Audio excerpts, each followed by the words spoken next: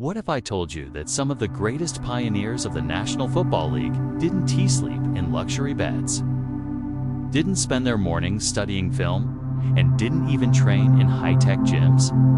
What if I told you they spent their days underground chipping away at coal deep inside the earth or hammering steel in searing hot factories before running out onto the field to play full-contact football for crowds that didn't even know their names? Yes, that's right. Long before the NFL became a billion-dollar empire, before stadium lights and primetime broadcasts, the league was powered by men who worked two lives. One in the darkness, one in the spotlight, but both equally punishing. These were the players who didn't have agents, sponsorships, or even locker room doctors. They had dirt on their hands, soot on their faces, and pride in their chests. They didn't complain. They didn't quit. They played because they loved it, because the game gave them something the mines and mills never could. Imagine walking off a 10-hour shift in a Pennsylvania steel mill. Your boots are soaked, your muscles are sore, and the only thing louder than the machines was the silence of exhaustion in the break room. You wipe the sweat from your brow, grab a sandwich, and head to the local football field. There's no massage therapist waiting for you. No protein shake, just a worn-down locker, a cracked helmet, and a crowd of a few hundred fans. And still, you sprint, you hit, and you sacrifice your body for a paycheck barely worth the bruises. Why? Because you're part of something bigger. This is the chapter of the NFL most fans never hear about. It's the part that doesn't show up in highlight reels. It's not about MVPs or Super Bowl rings. It's about work ethic. It's about grit. About the men who didn't just play football. They earned the right to. They earned it in coal shafts 1,000 feet below ground. They earned it on factory lines that never slept. They earned it in the silence of early mornings when the world was still dark and cold. Back then, football wasn't glamorous. The stadiums were small, the crowds were local, and the paychecks were often smaller than the fines. But the passion, the fire, that was as real as it gets. Every hit was personal. Every play was a statement. And every man on the field knew that whatever pain he felt in the game, couldn't he compare to the pain he already endured at work? Can you imagine a running back today loading coal carts before sunrise? Or a linebacker hammering metal beams all day long, then suiting up to take down opponents with the same ferocity he used to bend iron? That was the norm in the early days. These players weren't just athletes. They were blacksmiths, coal miners, construction workers, truck drivers. They weren't trained in college programs. They were built by real life. Take a moment and think about what it means to love something so much you're willing to sacrifice your only time off to chase it. That was their reality. Football wasn't their job. It was their escape. The field was their freedom. For a few hours each week, they weren't just workers. They were warriors. They didn't need endorsement deals. They didn't care about TV time. They just wanted to hit harder, run faster, and outlast every other man wearing a jersey. And you know what's beautiful about that? They built the foundation of the sport we all love today. The NFL wasn't born in boardrooms. It was born in locker rooms filled with steel dust and miners' cough.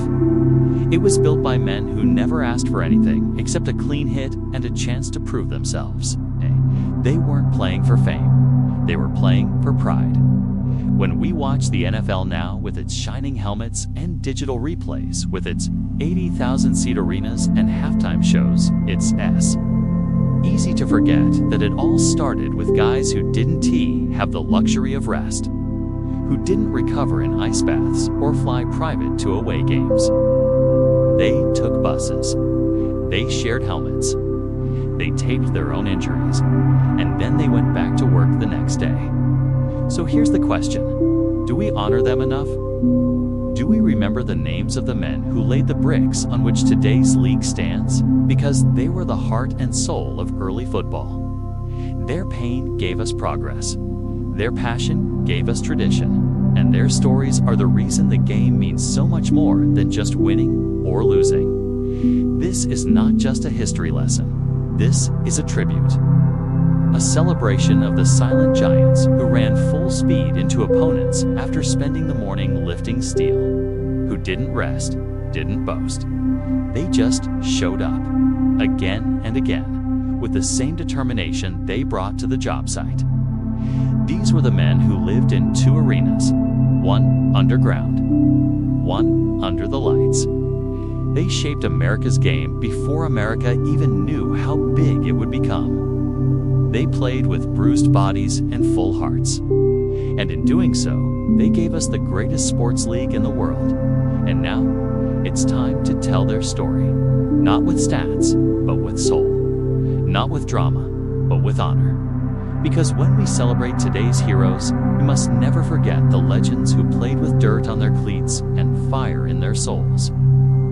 This is their time. This is their moment. And this is the beginning of the journey you've been waiting to take. What kind of man digs coal by dawn, smelts steel by noon, and crushes opponents on the gridiron by nightfall? What kind of heart keeps beating after 10 hours in a factory and 4 quarters of punishing football?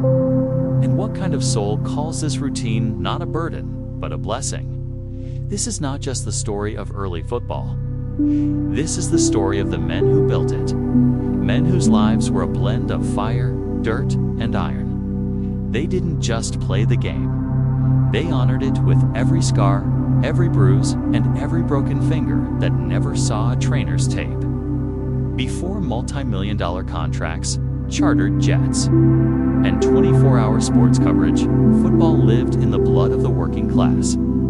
It was raw, it was gritty, and it belonged to men who carried lunch pails in one hand and shoulder pads in the other. They were not celebrities. They were not stars. They were providers, fathers, sons, husbands, who gave everything they had in the mills and then gave more on the field. And in doing so, they became legends. The early NFL was no glamorous league. It was a patchwork of small-town teams, stitched together by community pride and a burning desire to prove something bigger than themselves. Players were lucky to earn $25 a game. Many never saw a contract. Most never saw a trainer. But they didn't care, because playing football wasn't about fame. It was about love. For the game, for their teammates, and for the roar of a local crowd who knew what it meant to grind. And these weren't just games. These were battlegrounds. In cities like Canton, Dayton, Green Bay, and Pittsburgh, Sunday football was the heartbeat of the community. You'd see men walk straight from the factory floor to the locker room. Uniforms pulled on over work-scarred skin. Helmets lowered over tired eyes. And when the whistle blew, they didn't just play for points, they played for pride. These men weren't trained in state-of-the-art facilities. They didn't have personal chefs or off-season regimens. Their preparation was found in the blistered hands that shoveled coal, the calloused fingers that bent steel, and the sore backs that lifted bricks. Every rep in the gym replaced by lifting 40-pound steel bars. Every sprint drill replaced by pushing wheelbarrows uphill. These were the first strength programs, and they were designed not by coaches, but by survival. And through it all, football was their escape. Not from work, because they never truly left it, but from invisibility. On the field, they were seen. They were heroes, even if just for 60 minutes. They got to feel what it meant to be free, to hit without fear, to run without chains. The field was where the tired became tireless, where the poor became powerful, where the overlooked became unforgettable, and fans knew it. They respected it. They cheered not just for touchdowns, but for toughness, for showing up after a double shift, for making the tackle with a busted lip, for playing through pain because that's just what you did. They didn't want perfect athletes. They wanted real men, and the NFL gave them that. We talk about toughness in today's game. And yes, players are stronger, faster, and better trained than ever before. But toughness back then was something else entirely. It wasn't about strength of body, it was about strength of will. Imagine playing a full-contact football game after hauling slag in a steel plant for 10 hours. Imagine getting knocked down and still smiling because you knew tomorrow started again at 5 a.m. with another shift and another game in a few days. That's not just tough, that's legendary. And while these men never made it to highlight reels, their impact echoes through every snap today. The NFL as we know it was built on their shoulders. Every modern stadium, every multi-billion-dollar contract, every Super Bowl ring, all of it stands on the legacy of men who once scrubbed black soot from their faces before stepping onto a muddy field to give their town something to cheer about. These players didn't need to be in the Hall of Fame to be remembered. They're etched in the DNA of football itself. In the way linemen dig in on 3rd and short. In the way running backs fight for extra yards when they could have gone down. In the way teammates still lift each other up after a hit. That spirit, the blue-collar grit, the relentless heart, the unshakable loyalty, came from them. And it's time we tell their story. All of it, the long shifts, the cold nights, the broken bones, the unbreakable pride.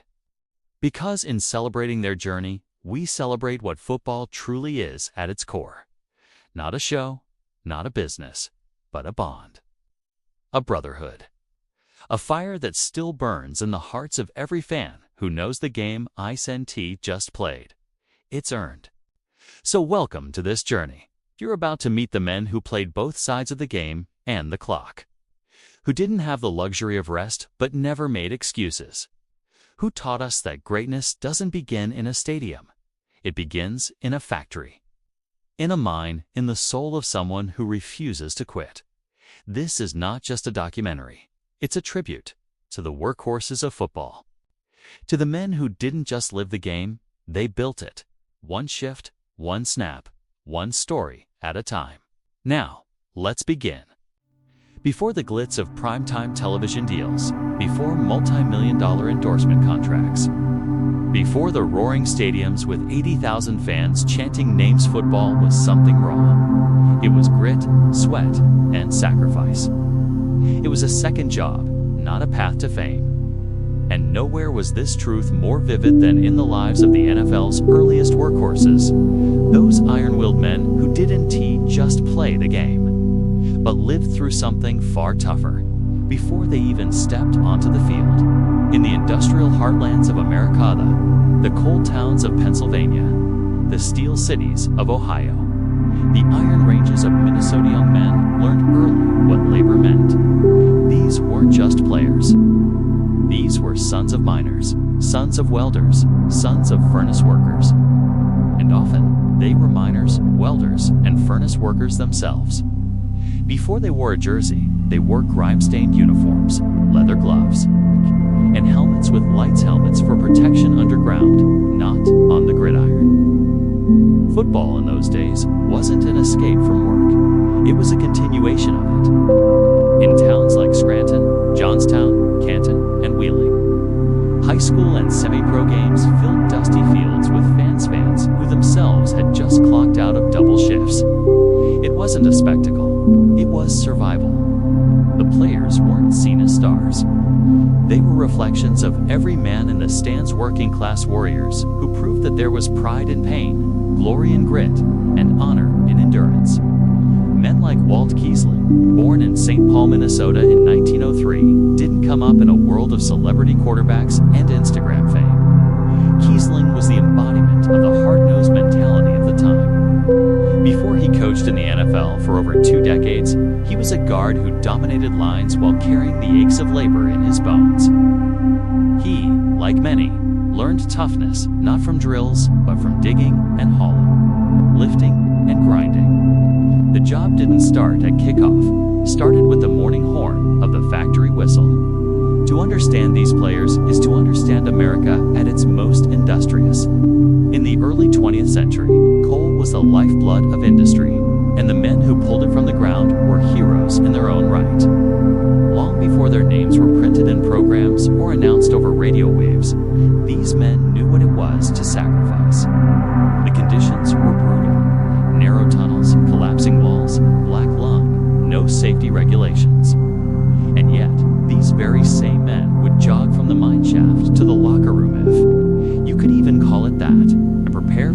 football game against another town as tough as Suns. Imagine this. A man wakes up before the sun. He hauls coal for 12 hours. He eats a small meal, wipes the soot from his face, and puts on his cleats. He's not paid to play football. He plays because it matters to his town, because it proves something about who he is. And when he steps onto that muddy field, the crowd doesn't see a football player. They see resilience. In this era, many teams were sponsored by steel mills, rail yards, and mines. They were called company teams because they literally played under the banner of their employers. The Pittsburgh Steelers, originally the Pittsburgh Pirates, were deeply connected to the city's identity of steel and sweat. In fact, the Steelers' name itself, Untitled in 1940, was a tribute to the men who built America with molten iron and relentless force. When we talk about legends of this time, it's not always about touchdowns. It's about toughness. About how these men carried the weight of two lives on their shoulders, one in the mine and one on the field. They didn't have recovery days, meal plans, or personal trainers. What they had was something better: heart. Mike Machowski, known as Iron Mike, was one of the game's earliest two-way players. A guard and linebacker whose ferocity on the field matched his blue-collar work ethic. Off the field, he lived the same grind as every other working man. He never asked for pity. He never demanded praise. What he gave was everything. Every snap was a statement. I've already faced worse today. Even into the 1940s, many NFL players had off-season and, often in-season. Hall of Fame lineman Pete Pios served in World War II, returned to work at a steel company, and still became a six-time All-Pro for the Philadelphia Eagles. These players weren't insulated from reality. They were neck-deep in it. The powerful connection between work and football was so tight that for many players, their sense of purpose came more from providing for their family than scoring a touchdown. They knew the value of a dollar because they earned it the hard way. They appreciated the game because they had seen true danger underground or in the plant. Football wasn't a war for them, it was a relief.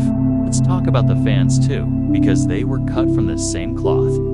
Stadiums weren't filled with celebrities or corporate sponsors, they were filled with fellow workers. Men and women who cheered for players that lived next door, who shared the same struggles. When a lineman pancaked a defender, the roar wasn't about technique, it was about pride. That's one of our own. That's what we can do. The camaraderie extended into the locker rooms too. Today, we hear about team culture and player chemistry. Then, those things were forged not in practice, but in the furnace of shared hardship.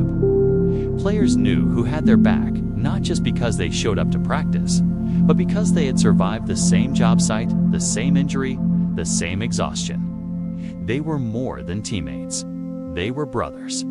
As the league grew, the money increased and professionalism became more common. But the spirit of these early workhorses never left the DNA of the NFL. Every time a lineman grinds through a double team, every time a running back lowers his shoulder for an extra yard, every time a safety dives headfirst into contact, it's an echo of those early warriors. Those men didn't play for fame. They played for their name, for their neighborhood, for their lunch pail towns that believed in toughness above all. And every time we watch a game today, we should remember, we are witnessing the legacy of men who broke their backs before they ever broke a huddle. What we call passion today, they called life. So when you see modern-day players wearing throwback jerseys or teams honoring their city's industrial roots, know that it's more than nostalgia. It's reverence, it's respect. It is a bow to those who laid the foundation, not just of football but of the spirit that makes football matter. They were miners and linemen. They were welders and wide receivers. They were furnace men and fullbacks. And long before the stadium lights ever found them, they were already stars in the eyes of those who understood what it meant to never quit. Because quitting was never an option. Not in the mines, not on the field, not in life. It's hard to imagine the modern NFL without state-of-the-art helmets, custom-fitted pads, and concussion protocols. But once upon a time, players took the field with nothing more than a leather cap, barely more than a glorified aviator-esque headgear, a will forged in the fires of labor, war, and survival. If the first patch showed us the blue-collar grind behind the earliest gridiron heroes, this one opens a window into the brutal, beautiful era when players were warriors with no armor, just grit, spit, and leather. The 1920s and 1930s were a different world. The NFL wasn't yet the billion-dollar empire it would become. It was a loosely organized coalition of small-town franchises, many of which were barely more than Sunday hobbies for men with full-time jobs on the docks, in the factories, or in the rail yards. The game they played wasn't for cameras, it was for community, and those communities were stitched together by hardship. Railroads were the lifelines of America. They didn't just carry steel and timber, they carried dreams. And for many early players, working for the railroad wasn't just a job, it was a rite of passage. It paid better than most factory jobs, offered mobility, and required the kind of raw endurance that translated perfectly to the football field. Boxcar loaders, switchmen, brakemen, these were the job titles on Monday through Saturday. But on Sunday, it became backs, guards, and ends in the nation's toughest, roughest league. Let's talk about the conditions. The leather helmets introduced in the early 1900s were soft, porous, and offered virtually no real protection. There were no face masks, no mouth. Padding was minimal, often made from wool or felt, stitched crudely into canvas jerseys. Blood was not an exception. It was a certainty. Players didn't walk off fields unscathed. They limped, bruised, and broken, but proud. Back then, football wasn't just a contact sport. It was a collision sport without breaks. The forward pass was still a novelty. Most plays involved trench warfare 3 yards and a cloud of dust, over and over again. Offensive linemen and defensive tackles spent their Sundays in a brutal ballet of head-on clashes. And because substitutions were rare or even forbidden in early rules, players went both ways, never leaving the field. They were expected to play offense, defense, and special teams, with no relief and no excuses. One such warrior was Bronco Nagurski, born in 1908 to Ukrainian immigrants in Rainy River, Ontario, and raised in Motts, International Falls, Minnesota. Nagurski worked in the logging camps and railroad yards of the North Woods, before becoming one of the most iconic figures in early NFL history. He wasn't just big, he was unstoppable. As a fullback and linebacker for the Chicago Bears, he ran with the power of a freight train and tackled like he was felling trees. The brutality of his style wasn't developed in a gym. It was born from splitting logs and lifting railroad ties. Nagurski once broke 4 tackles and knocked over a referee on his way to the end zone. When told he'd run the wrong play, he replied, "Yeah, but it worked, didn't it?" He was a product of his environmental world where strength wasn't measured in reps or max weight, but in surviving the elements, providing for family, and doing what had to be done. Even players who weren't giants like Nagurski carried that same mentality. Consider Clark Hinkle, a 5'11", 200-pound back for the Green Bay Packers in the 1930s. He worked the coal furnaces in the off-season, played without a face mask, and led the league in rushing and tackles. When he met Nagurski head-on, it was more than a game. It was an unstoppable force versus an immovable object. With no ESPN cameras, no slow motion, just impact and aftermath. These men didn't get luxury travel or 5-star hotels. They piled into cramped trains, sometimes the same ones they worked on to travel cross-country for games. Their meals were simple, their rest was minimal, and their paychecks were laughable by today's standards. But what they earned in respect, that was priceless. They weren't pampered athletes, they were fighters. Craftsmen, soldiers in cleats.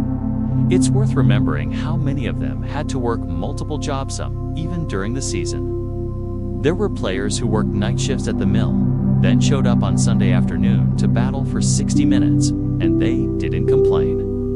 Complaining wasn't part of the vocabulary. These were Depression-era men, raised on scarcity, driven by pride. There was no glory in being soft, no space for fragility.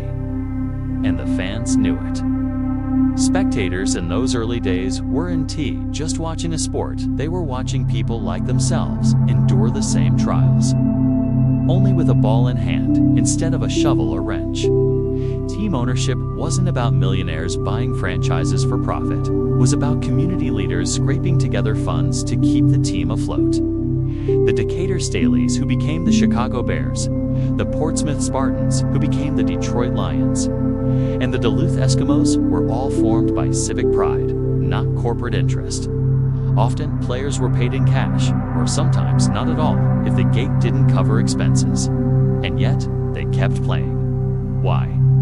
Because football was more than a game. It was a way to prove something, that you could take a beating and get back up, that you could represent your town with honor, that your name mattered, even if it wasn't in the papers.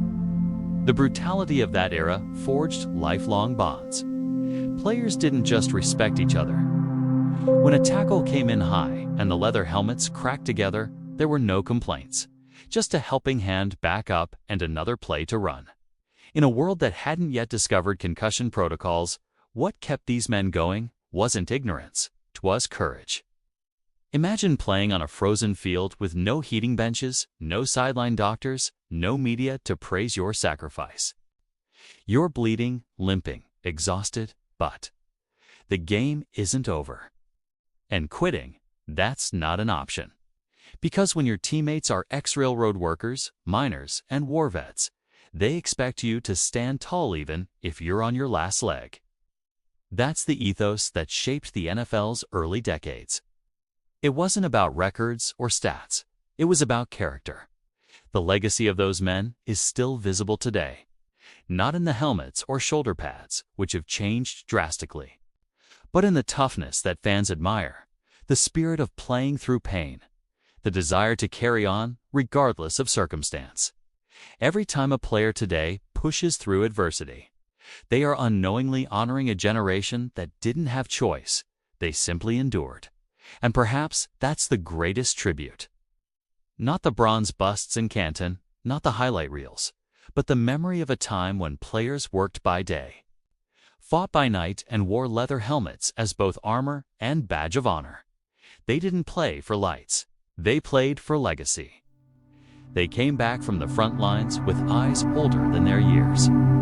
Some had seen the beaches of Normandy, others the mountains of Korea, and a few returned from the steamy jungles of the Pacific with scars they never showed. These were men forged in the crucible of war, and when they stepped onto the football field, they brought with them a strength, discipline, and darkness that changed the NFL forever. Football in post-war America wasn't just a sport, it was an extension of the battlefield. The huddles felt like tactical meetings. The hits were reminders of gunfire. And for many veterans, football was the only place that made sense anymore. The chaos of the game mirrored the chaos they'd left behind. It gave them a mission, a uniform, and a brotherhood when everything else back home felt unfamiliar. Take Chuck Bednarik, nicknamed Concrete Charlie, son of Slovak immigrants from Bethlehem, Pennsylvania. Bednarik flew 30 bombing missions over Nazi Germany as a waist gunner in a B-24 Liberator during World War II. When he returned home, he didn't seek comfort. He strapped on a helmet and became one of the toughest men to ever play the game. Bednarik played both offense and defense for the Philadelphia Eagles center and linebacker. He didn't believe in taking plays off. He didn't believe in soft tackling. His most famous hit came in 1960 when he flattened Frank Gifford so hard that Gifford missed the rest of the season. The photo of Bednarik standing over Gifford, fist clenched, grinning like a warrior in victory, became an icon of NFL history. But it wasn't cruelty, it was discipline. Bednarik later explained that war taught him how fleeting life was, how quickly a mistake could mean death. On the football field, he simply refused to let mistakes happen. Bednarik wasn't alone. Dozens of players in the post-World War II era were veterans. Tom Landry, before becoming the Stoic. Fedora-wearing head coach of the Dallas Cowboys was a B-17 pilot who flew 30 missions in Europe. Otto Graham, the legendary Cleveland Browns quarterback, served in the Coast Guard. Even Paul Brown, the Browns' namesake and coach, ran a football team for the U.S. Navy during the war, drilling fundamentals into young sailors who might never return. These weren't just athletes, they were warriors transitioning from one field of combat to another, and the mindset didn't fade. The locker room became their barracks. The coach became their commanding officer. Every down was a mission, every opponent a new adversary. You could see it in the way they prepared. Military men didn't just practice plays, they drilled. They rehearsed movements with the same precision. They once used to load weapons or plot flight paths. Their understanding of timing, teamwork, and sacrifice translated seamlessly onto the field, and their pain tolerance off the charts. What was a sprain compared to a bullet? What was a separated shoulder compared to trench foot? And when you've already seen men die in your arms, what could possibly scare you on a football field? But the war left more than just toughness behind. It brought trauma deep, unspoken trauma. PTSD didn't have a name back then. It was called shell shock, combat fatigue, or just being moody. So many of these returning veterans played football, not just because they loved the game, but because they needed a place to channel the rage, the fear, and the confusion that haunted them. They hit harder than anyone because they were hitting ghosts. And for some, football became the only therapy they ever received. No psychologist, no meds. Just the roar of the crowd, the crack of pads, and the brief, fleeting peace of being in motion. Yet war also gave them a strange grace. Veterans didn't complain. They didn't celebrate after every touchdown. They understood humility in a way no civilian could. After all, you don't showboat when your best friend didn't make it home from Iwo Jima. Even rivalries held a different weight. When two veterans lined up across from each other, it wasn't just competition, it was respect. They had worn the same flag, served the same nation, and now stood as warriors of a different kind. Their battles were symbolic, their victories cathartic, and fans felt it. They didn't just watch players, they watched heroes. These were men who had served their country, then came home and gave even more to their communities, cities, and teams. Every touchdown was a celebration of survival. Every tackle, a declaration that they were still here, still fighting. But as the years passed, something shifted. The NFL grew, television came, sponsors arrived, salaries increased, and slowly the veteran presence faded. The draft ended. Wars became controversial. Football stopped being an extension of national service and became a spectacle, a business. Still, the legacy of those veteran players never left the field. Their names are etched into the Hall of Fame, but their spirit is etched into the soul of the sport. You see it every time a player gets up after a brutal hit, every time a team rallies in the fourth quarter with everything on the line, every time a coach talks about discipline, accountability, or mental toughness. That language, it's military. That mindset, it's veteran-born. Even today, the NFL pays homage to those roots with salute to service games, military tributes, and camouflage gear.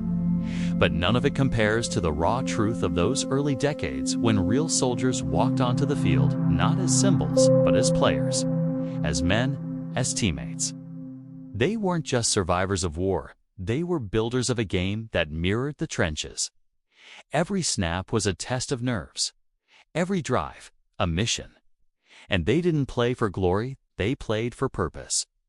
So when we talk about football's golden era, we must remember it wasn't just golden because of stats or dynasties. It was golden because of the men who brought with them the honor, horror, and heroism of war and poured all of it into the game we now revere. They didn't just play with strength, they played with ghosts. And through every block, every hit, every bruising run, they laid to rest the war within. Imagine coming home from war with the sound of gunfire still echoing in your mind, only to find comfort in the sound of a referee's whistle. For thousands of soldiers returning from the front lines of World War II, Korea, and later Vietnam, football didn't just offer a career, it offered purpose.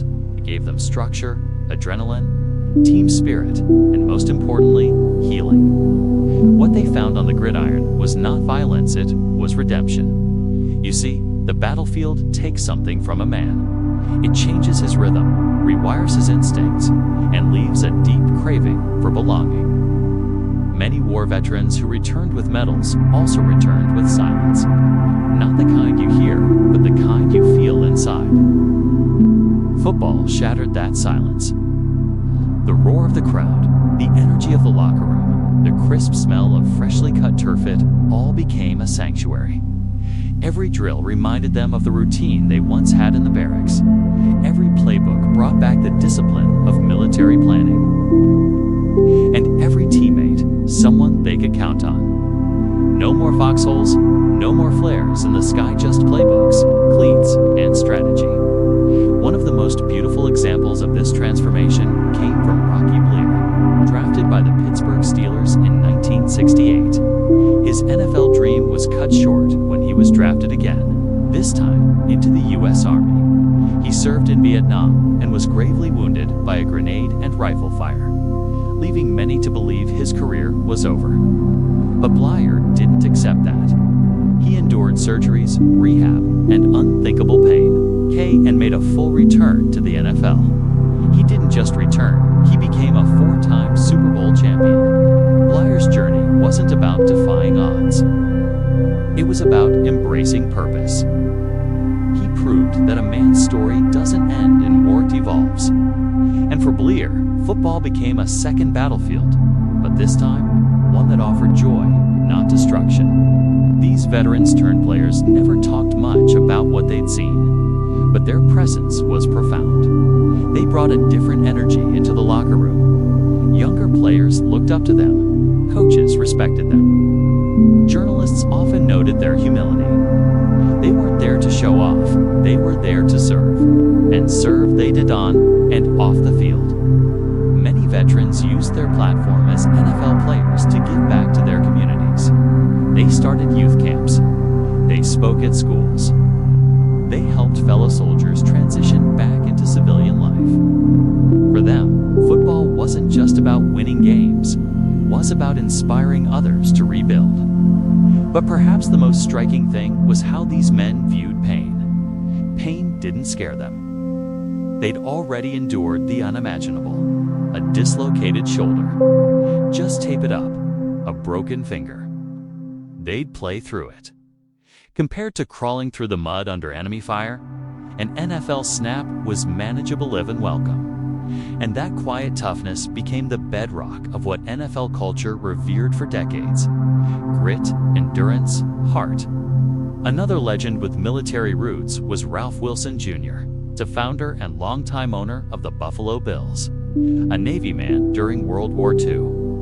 Wilson built the Bills from scratch, instilling the very values he'd learned in uniform. Loyalty, structure, respect, and service. His leadership wasn't loud, it was steady, and it shaped the franchise into a force of discipline and perseverance. The thread of military excellence in the NFL didn't stop with the older generation. Roger Staubach, another iconic quarterback for the Dallas Cowboys, served in the U.S. Navy before taking the field. Known for his poise under pressure and calculated decision-making, Staubach credited much of his football IQ to the tactical mindset he developed as a military officer. And that's the magic of it all. War gave these men a unique edge, yes, but football gave them peace. It gave them a place to transform trauma into triumph. For the fans, watching these veterans wasn't just inspiring, it was emotional. These were men who had defended freedom, now running touchdowns. Men who had been willing to die, now celebrating life. Every pass, every tackle, every win felt bigger than football. It felt like a second chance. And let's not forget the impact they had on teammates.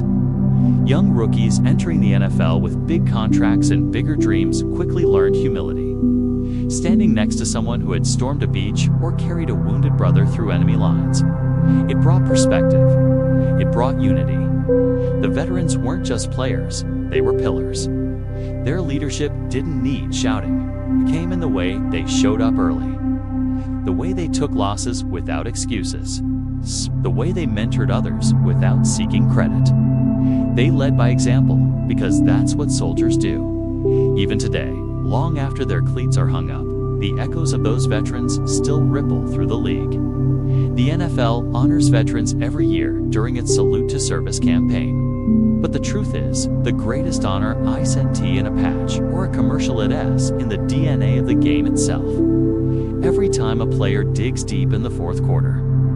Every time a coach reminds his team to be accountable. Every time fans chant in unison. Supporting their warriors on the field, it's a tribute to those who once wore a different uniform. They didn't come to the NFL for fame. They came because they believed in mission, brotherhood, and the power of purpose. Football gave them structure, camaraderie, and a place to write a new chapter, one that wasn't defined by loss, but by legacy. So the next time you hear the national anthem before kickoff, remember the ones who stood in formation long before they stood in a huddle. The ones who fought for something bigger than themselves. The ones who traded boots for cleats and found healing where others saw only a game. This is more than football. It's a continuation of service, a celebration of strength, and most of all, a reminder that even after the war ends, the spirit of a warrior lives on. The stadium lights flare, the crowd rises, the quarterback claps his hands. It all seems like a normal Sunday afternoon. But standing silently in the backfield behind the offensive line is a man who once stood in a very different kind of formation. Not in a huddle, but in a sandbag trench. Not in pads, but in fatigues. Not preparing for a pass, but preparing to survive. You wouldn't know by looking at him. But football gave him back something the battlefield took away. His story, like so many others, begins with a decision to serve, to fight, to protect. And after the uniform came off, a new path appeared. The path of football. What people often overlook is that for some of these men, the gridiron wasn't a dream, it was a lifeline. They didn't chase the game for fame or fortune. They chased it to breathe again, to feel alive again, to rebuild a rhythm after years of disruption. They weren't there to escape their past. They were there to honor a tanned rise beyond it. When soldiers become players, something extraordinary happens. Their sense of mission doesn't fade, it transforms. The field becomes their new post. The playbook becomes their new battle plan. The locker room becomes their new barracks. And their teammates, their new brothers in arms. Football becomes a place of order. In a world that can feel chaotic and unfamiliar after war, the rules of football offer clarity. The boundaries, the roles, the structure, it all feels familiar. Not easier, but clearer. It allows them to recalibrate their instincts without fear. For many veterans, walking onto a football field for the first time wasn't a continuation of sport, it was a declaration. I am still standing. Take someone like Pat Tillman, a rising NFL star with the Arizona Cardinals. He made a deeply personal choice after 9/11s to leave behind his football career and serve in the Army. His story is known, but what many forget is that his teammates understood. Because in their locker room, football wasn't just about competition, it was about conviction. Tillman's legacy echoes through stadiums even now. It's not just because of his sacrifice, but because of what he represented: honor, courage, purpose. And for every well-known name, there are hundreds more. Quiet heroes. Men who served without headlines, then returned to the game to inspire others. Not with speeches. With action. With presence. With grit. In the world of football, toughness is often measured by endurance, hits, and injuries. But veterans redefined what toughness looked like. They brought a mental resilience that couldn't be faked. They had seen chaos and fear and still found a way to stand tall, to show up every single day. That's real strength. You could see it in the way they practiced. No shortcuts, no complaints. First to arrive, last to leave. They didn't demand attention, they commanded respect. Every rep, every drill, every play done with purpose. Because when you've survived the unimaginable, you don't take anything for granted. And the impact they had on their teams, immense. Veterans on the field often became the emotional compass, the quiet anchor. When the team panicked, they stayed calm. When tempers flared, they grounded the energy. And when the team needed a win, they led with presence, not noise.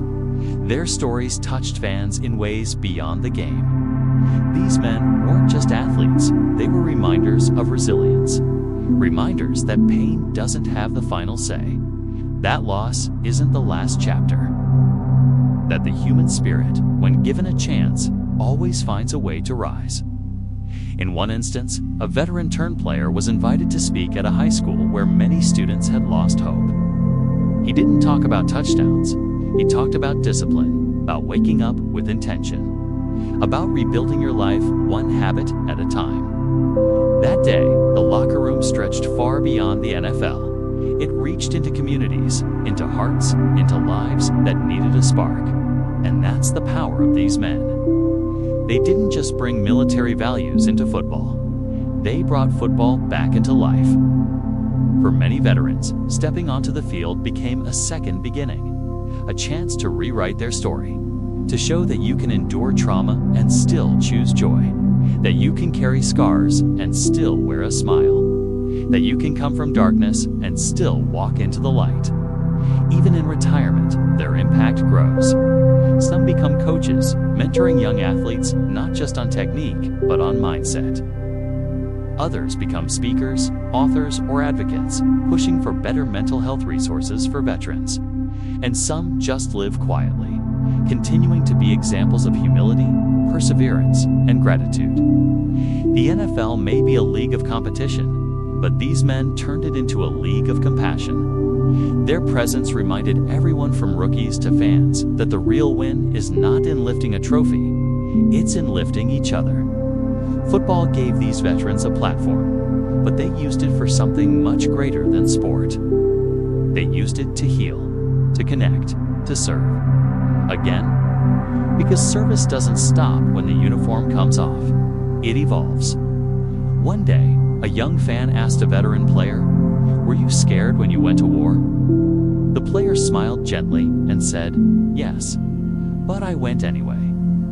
And every time I play now, it reminds me I made it back. I get to live, I get to play. And that means everything." There is something profound in that. In the way football helps men reconnect with their identity, in how it offers a canvas for second chances, in how it welcomes those who've lost so much and gives them a reason to hope again. These men didn't come back perfect, they came back changed. But football didn't ask them to be perfect.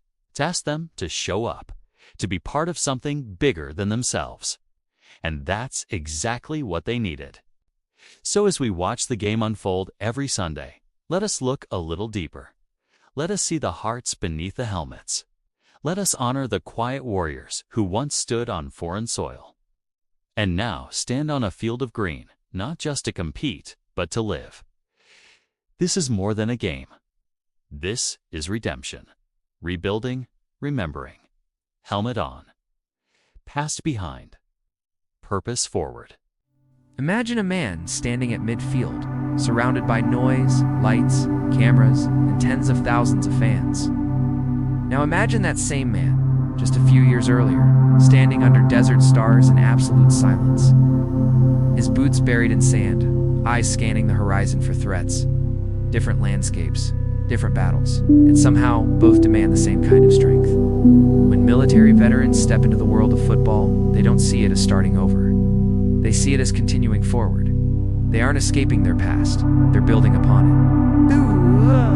The battlefield shaped them, and the gridiron refines them. One of the most beautiful transitions happens when a veteran turns to the playbook. To most most, it's a collection of complex roots and formations. To a veteran, it feels like coming home. Why? Because it's structure, it's discipline, it's preparation, it's knowing your role, mastering it, and trusting your team to do the same. These men understand that before you win on Sunday, you grind on Monday. They're no strangers to repetition, precision, or pressure. That's why the playbook becomes something more. It becomes a symbol of stability. A reminder that order is possible after chaos. Veterans don't walk into a locker room and expect privilege. They walk in with humility. They learn. They observe. And slowly, they lead by example. Coaches often talk about football IQ, but veterans bring something deeper: life IQ. They've been in situations where failure meant more than a loss down. They've faced fear and pushed forward. That experience brings a maturity that lifts the whole team. It grounds the game in perspective. During practice, they never flinch.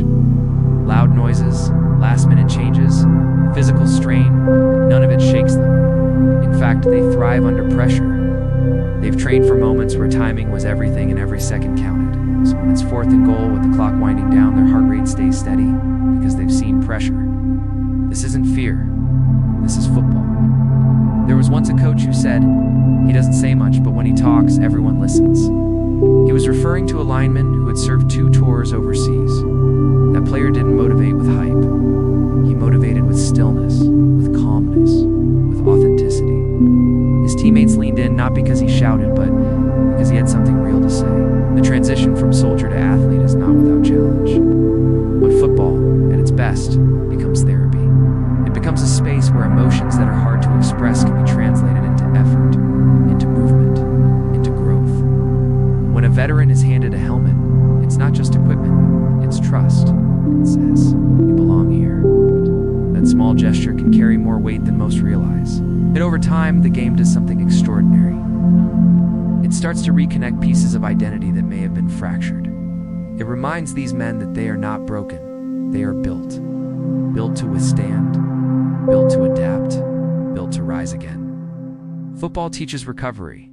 After a loss, you regroup. After an injury, you rebuild.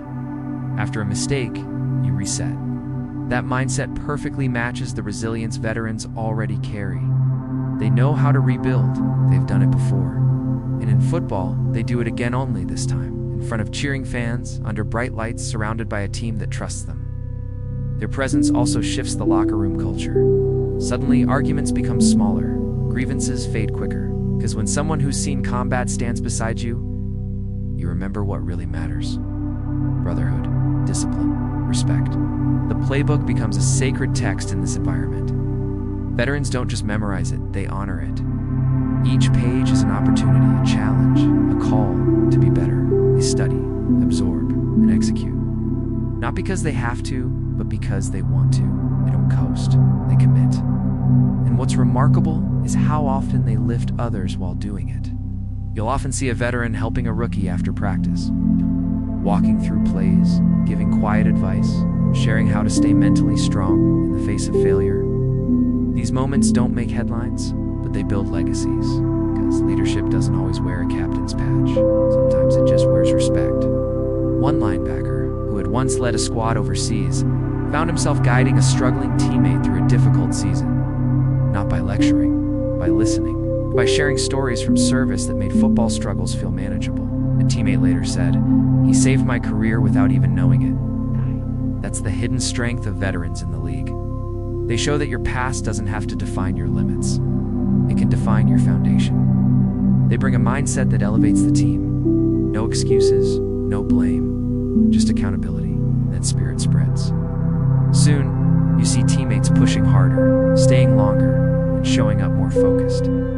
That's what happens when someone leads with purpose. And when veterans make a big play, it means more. Not because of glory, but because of gratitude. They know what it's like to be unseen, to be far from home, and to wonder what comes next. So when they step into the end zone, it's not just a touchdown, it's a reminder that they made it, that they're here, that joy is still possible. Beyond the field, many veterans use their NFL platform to give back. They visit VA hospitals, they launch foundations, they speak to young people about resilience and discipline. They become bridges between two powerful worlds, service and sport. One veteran turned tight end once said, "I don't want to be remembered for stats. I want to be remembered for strength, the kind you pass on." And he did. In every teammate he encouraged, in every fan he inspired, in every community he visited. That's a legacy that lives long after the final whistle. Football may be a game, but in the hands of veterans, it becomes something greater. A second chance, a sacred mission, a place to heal, a place to rise. The playbook is not just about yards and points. It's about purpose. It's about remembering who you are, what you've overcome, and who you still have the power to become. For veterans stepping into football, it's never about erasing the past. It's about rewriting the future. The battlefield shaped them. The playbook empowered them. The game honored them. And the world watched, not just in admiration, but in awe. When a young man or woman laces up combat boots for the first time, they do it with a heart full of purpose and a mind trained for sacrifice. The uniform doesn't make them invincibly, it makes them accountable. Every day they serve, they're reminded that real strength doesn't shout. It shows up. Quietly. Relentlessly. Now imagine the moment when those same boots are exchanged for cleats. It's not just a change of footwear, it's a change of battlefield. For some veterans, returning home is harder than leaving it. The noise of war gives way to the silence of civilian life, and many find themselves wondering, where do I belong now? The camaraderie, the clarity of mission, the brotherhood, all of it, seems to disappear once they take off the uniform. But for a rare and resilient few, football becomes the answer. The field, with its chalked lines and roaring crowds, doesn't replace war, it redeems the warrior. Every sprint, every snap, every huddle becomes a language they understand. Football doesn't ask them to forget where they've been. It asks them to bring it with them. When you've carried a rifle in a war zone, carrying a ball feels light, but what isn't light is the expectation. Veterans don't walk onto a football team as heroes. They walk on as teammates, willing to earn their spot, rep by rep, drill by drill. And that's where their greatness shines. Not an ego, an effort. From camouflage to cleats, the journey is never linear. Many veterans who enter the world of football do so through the back door. They weren't drafted, they weren't recruited. They were discovered, sometimes at a local gym, sometimes during community games. But wherever they were found, they were seen, and that's all they ever needed. There's a former Marine who never played college ball. But during a walk-on tryout, he caught the attention of a coach by how he moved. Efficient, explosive, intentional. Not flashy, just focused. He didn't celebrate tackles. He reset and lined up again. That mindset, it earned him a spot. Then it earned him starts. Then it earned him respect.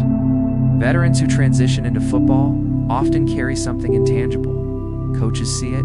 Teammates feel it. Fans sense it. It's presence, not arrogance, not bravado. Just a deep, grounded presence that makes you want to listen when they speak and follow when they lead. But make no mistake, it's not an easy road. Transitioning from a military structure to a sports culture requires patience. You're no longer saluting officers. You're taking orders from coaches. You're no longer in formation. You're in formation plays. And yet, beneath all the surface differences, the core values are strikingly similar. Discipline, execution, unity, mission first. That's why veterans don't just survive in football, they elevate it. They understand that leadership isn't volume, it's vision. They don't react to chaos, they respond. They don't care who gets the credit, they care that the mission gets completed. That makes them invaluable, not just as players, but as culture setters. You'll rarely hear a veteran complain about reps, minutes, or fatigue. Why? Because they've known real exhaustion. They've been pushed by more than a whistle. And so, in training camp or deep in the fourth quarter, they find something extra, not because they're trying to prove something, but because they know how to endure. Endurance isn't a skill, it's a story, one they carry into every play.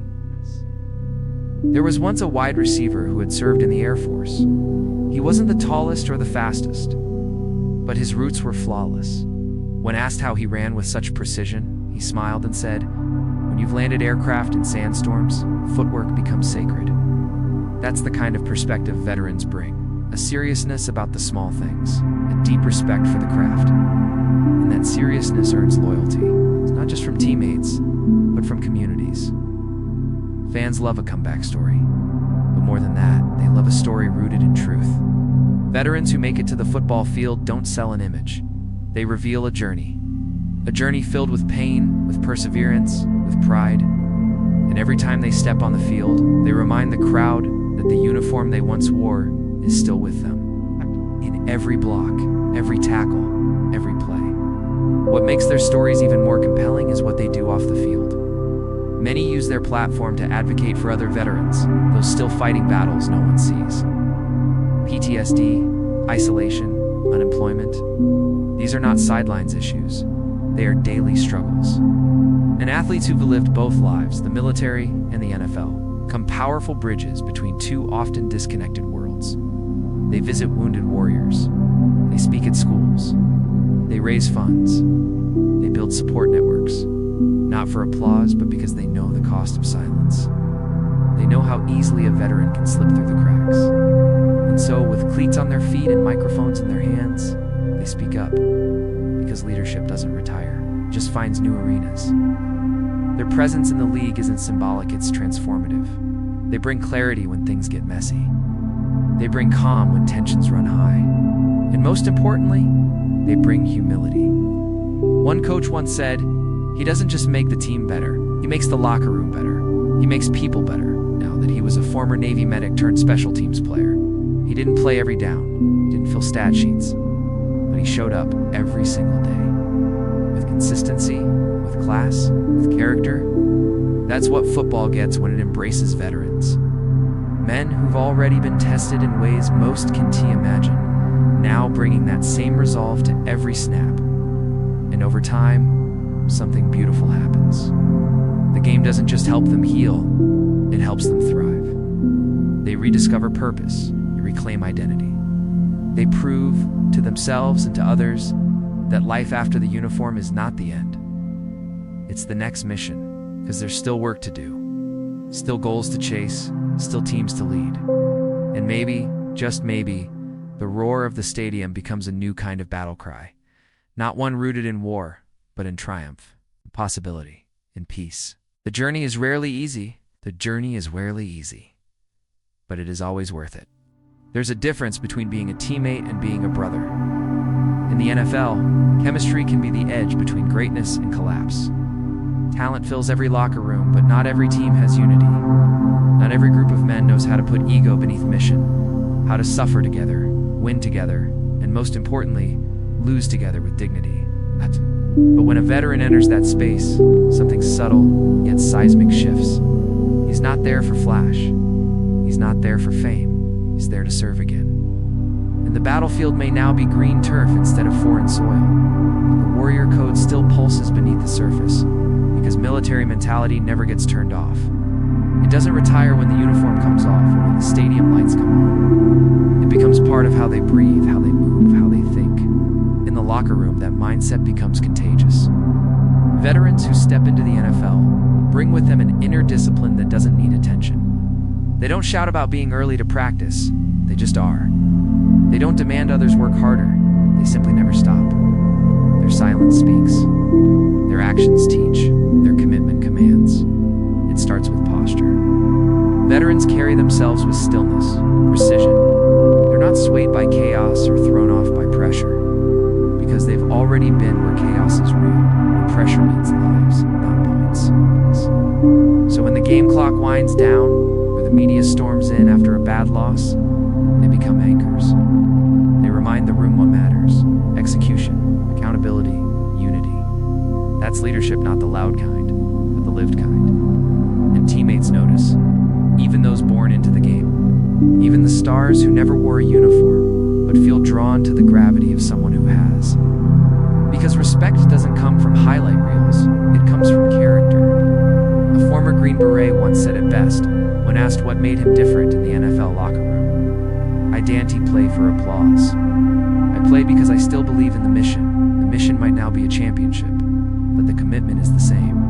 Veterans in the NFL rarely take shortcuts. Not because they're trying to impress coaches, but because they've learned that preparation isn't optional in survival. Every drill is done with intention, every rep, a rehearsal for something more. And soon, that level of focus bleeds outward. You'll see rookies pushing harder.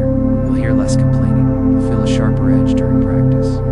That's what the military mentality brings. A culture of grit. Not the kind posted on locker room walls, but the kind etched in sweat, sacrifice, and service. In film rooms, veterans absorb.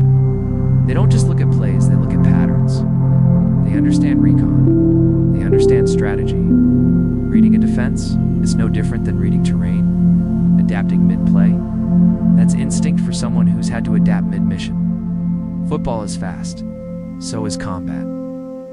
But the veteran mind doesn't rush, reacts, efficient, controlled, deadly accurate. Coaches love that, not just because it improves gameplay, but because it improves the room. Veterans raise the standard just by existing within it. But they also bring something even rarer: perspective.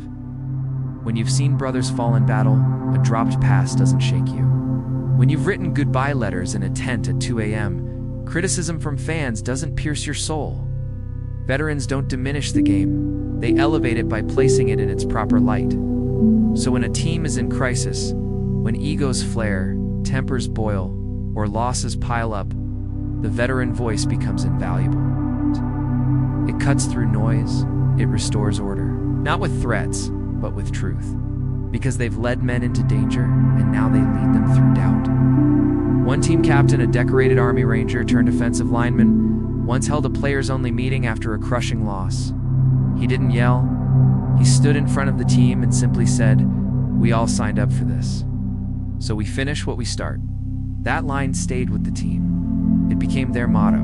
That season, they rallied not because they got better on paper, but because they got better in spirit. That's what the military mentality gives a team. Unshakable identity. Veterans don't get flustered when plans break. They improvise. They adapt. They bring that into the locker room. Where others see failure, they see feedback. Where others blame, they take responsibility. Where others hesitate, they act. And their humility becomes a mirror. It reminds the 22-year-old rookie that being the fastest means nothing if you aren't dependable. It reminds the seasoned quarterback that leadership is service, not spotlight. It reminds the practice squad player that every role matters because in the military, no role is beneath honor. In fact, many veterans step into special teams roles, not because they're flashy, but because they're vital. Blocking kicks, covering punts, making open field tackles. These aren't glory plays, but they're mission critical. Veterans understand missions better than anyone. Even their preparation speaks volumes. While others warm up with music, veterans often go inward. Focused breathing, visualization, tactical stillness. They don't need hype, they need clarity. And when the game begins, they're already 3 steps ahead, not just physically, but mentally. Or perhaps their greatest influence comes during losses.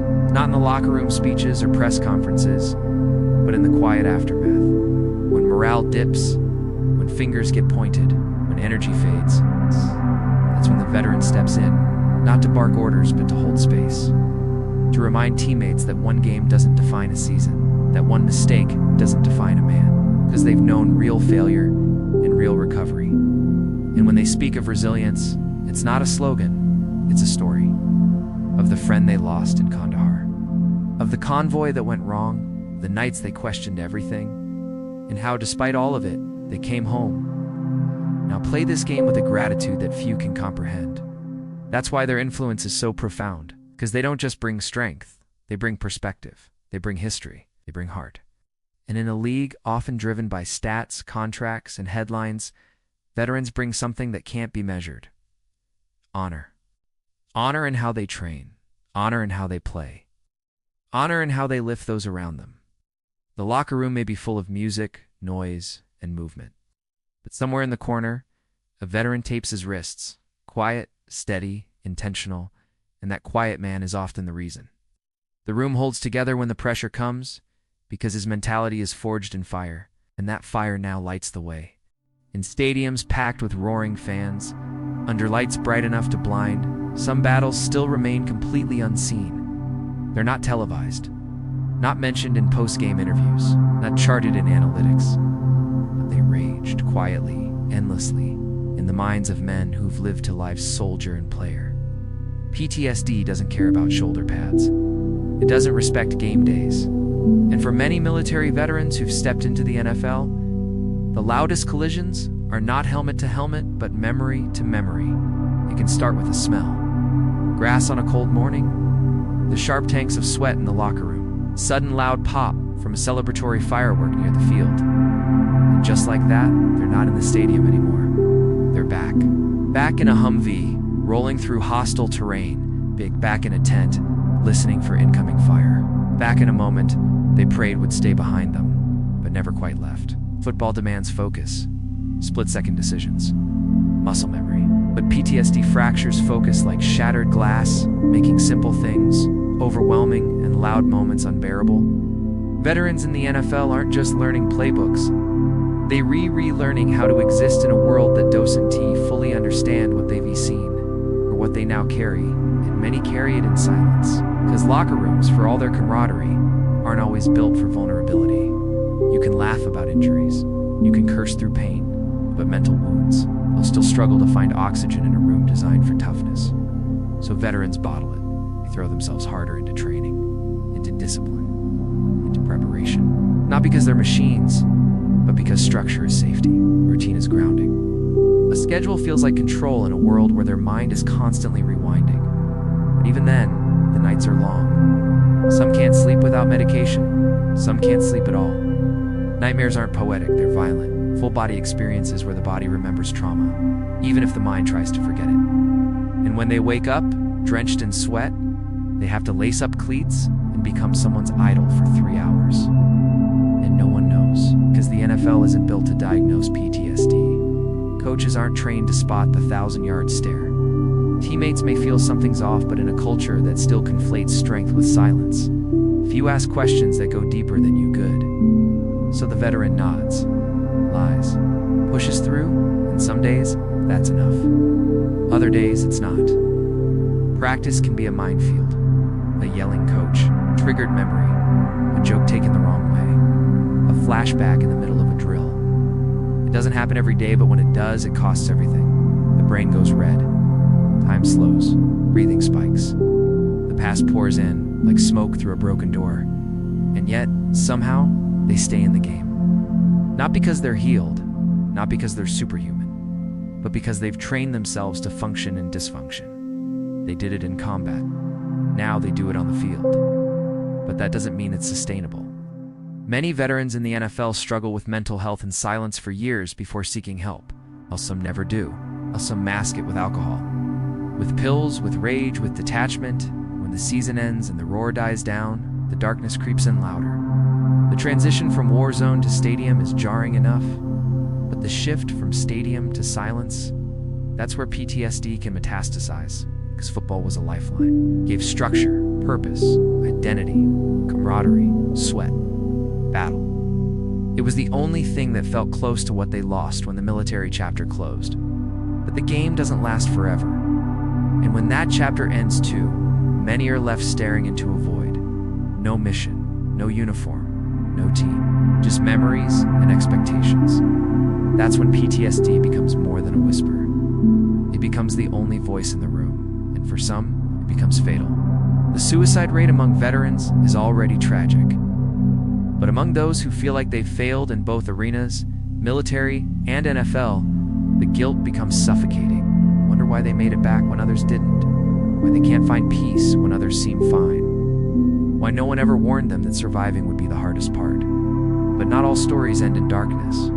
Some find help, real help, through therapy tailored for trauma, through peer groups made of other combat veterans turned athletes, through teammates who finally listen without judgment, through coaches who stop looking at the 40-yard dash and start asking the real questions. Some organizations are waking up. Mental health staff are being trained in trauma-informed care. Teams are investing in off-the-field support systems. Veterans are being encouraged to really speak about what they're going through. And when they do, something powerful happens. The locker room changes. Men who've never worn a uniform begin to understand their brother differently. They start to see courage not just in tackles, but in tears, in truth and healing, and the veteran is no longer alone. PTSD doesn't vanish. It doesn't have a cure. But it does become manageable when met with compassion, structure, and support.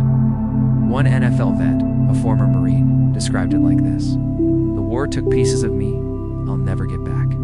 But the league gave me pieces I never thought I'd have again: purpose, tribe, fight. What saved me wasn't football, it was being seen. That's the key. Being seen, not as broken, not as weak, but as human. Strong enough to fight wars, and brave enough to admit pain. Determined enough to heal, no matter how long it takes." The NFL may never fully understand PTSD, but it can become a place where veterans don't have to hide it. Where silence isn't the only option. Where trauma isn't shameful, and asking for help is honored, not feared. Because these men already survived the unthinkable. The least the game can do is give them space to breathe. To heal, to be whole, not just on the field, but beyond it. They wore 2 uniforms, fought 2 wars, built 2 identities. And now, they deserve one future where peace isn't just possible, but promised. He missed birthdays. He missed anniversaries, missed school plays, doctor visits, and Sunday dinners. But he was never late for training camp, never missed a team flight, never skipped a film session. He was, by every measure of the NFL, dependable. But at home, he was a ghost wearing cleats. The game demands everything, and it takes more than just sweat and blood. It takes time, presence, emotional energy. And for many NFL players, especially those battling trauma, depression, or chronic pain behind closed doors, the first casualty isn't their body, it's their marriage. They don't go into it thinking they'll lose their families. Most start out with dreams of giving their loved ones everything: a better life, a safer neighborhood, vacations they never had. But the hours start to stretch, the pressure builds, injuries come, and so do the mood swings, the silence, the withdrawal. At first, spouses understand. They know the schedule is demanding. They make excuses to the kids. Daddy's just tired. He's focused on the next game. He loves you. But over time, the distance stops being temporary. It becomes the new normal. A player walks in the door but leaves his mind in the locker room. He's replaying the fumble, the missed block, the coach's disappointment. Or worse, he's replaying the injury, how it felt when the ligament popped, when the lights blurred, when the fear set in that this could be it. So when his wife wants to talk about bills or emotions or parenting, the conversation goes nowhere because he's not there. Not really. Here's the cruel part. The more successful the career, the more invisible the pain at home becomes. To the world, he's living the dream. Big contract. National TV. A mansion. Endorsements. But inside that mansion, a wife sleeping in another room, children afraid to ask questions, a home full of trophies and tension. Some couples try counseling. Others don't even make it that far. Divorce rates among NFL players are disproportionately high. And when you factor in mental health struggles, PTSD, depression, identity loss, it becomes even more complicated. The game doesn't teach you how to communicate. It teaches you how to suppress, to toughen up, to keep marching forward even when you're breaking down. And that suppression doesn't stay on the field. It follows players home, seeps into their marriages, and poisons the most important relationships they have. Many players become emotionally numb. They can't connect, can't open up, can't feel joy in things outside the game. They don't laugh at dinner, don't play with their kids, don't cry when they should. It's not because they don't care, but because their emotional bandwidth is shot, completely overloaded. They've been taught to compartmentalize for so long, they've forgotten how to live in the moment. Some partners just can't take it anymore. They fell in love with the man, not the myth. They miss the softness, the warmth, the vulnerability. But every time they reach for it, all they touch is armor. Cold, rigid armor built to survive the NFL, but useless in a marriage. Then come the infidelities. Not always, but often enough to matter. Some players chase validation, attention, or even just an escape. They're not trying to destroy their family, they're trying to feel something again. To break the monotony of pain and pressure, to be seen as something other than a jersey number. But every betrayal drives a deeper wedge. For players raised to be warriors, the idea of apologizing, truly apologizing, is foreign. So they spiral. They get angry when confronted. They shut down instead of opening up. They become defensive, paranoid, even aggressive. And the family, it breaks. Some children grow up resenting the game because it stole their father. Others internalize it believing they were never enough to pull him away from it. Some marriages survive, but most bear scars that never quite fade. And what happens when retirement comes? For many players, it's not relief, it's identity death. They're home all the time now, but they don't know how to be home. They don't know who they are without the game. And if their marriage was already fraying, this sudden closeness often tears it apart. Now, the partner who spent years feeling abandoned must also navigate a broken man. A man who no longer has a purpose, no teammates, no roar of the crowd, just silence and regret. Some couples make it work. They go to therapy. They rebuild. They'll learn each other again. But it takes brutal honesty, vulnerability. Work that most players never had to do before, work that feels 10 times harder than any training camp. And for those who succeed, their stories are powerful. It's not because they avoided pain, but because they faced it together. They stopped pretending, stopped hiding. They learned that the game may demand sacrifice, but love requires truth. NFL families are not normal families. The highs are higher, the lows are lower. And the pressure can crush even the strongest bonds. But for players who take off the armor and start doing the inner work, who prioritize their family the way they once prioritize, the playbook healing is possible. It starts with simple things: a real conversation, a walk, apologizing when it matters, listening without judgment, accepting help, saying the words, "I'm scared, I don't know how I need you." The field teaches dominance, but family requires intimacy. And for a man trained to fight every battle alone, intimacy is the bravest thing he'll ever attempt. Because being a good teammate isn't just for Sundays, it's for Tuesday mornings at the breakfast table, for Wednesday night arguments, for Thursday bedtime stories, for every moment when life asks you to show up not with stats or strength but with your full present heart. Football may end, but family doesn't have to. And when it works, when it truly works, it becomes the most meaningful victory of all. You'd think that men, this strong men, who stand before roaring crowds, who break tackles with blood on their jerseys and steel in their spines, would have no trouble asking for help. But the opposite is true. In the world of the NFL, silence is a survival skill. Vulnerability is a threat. And asking for help, that's a last resort one most never reach until it's far too late. Because long before the concussions and the surgeries, before the identity crisis or the depression, there is conditioning. A message embedded in every practice, every coach's scream, every highlight reel. Don't be weak, don't complain, don't show fear. From Pop Warner to the pros, boys are taught to bottle everything. You sprain an ankle, tape it up. Break a finger, shake it off. Take a hit so hard you forget your name. Lie about it and get back in the huddle. That's what tough looks like. That's what's rewarded. So when the emotional injuries start to pile up, when the loneliness creeps in, when the anxiety makes sleep impossible, when the flashbacks from a brutal game haunt the nights, what are they supposed to do? Nothing.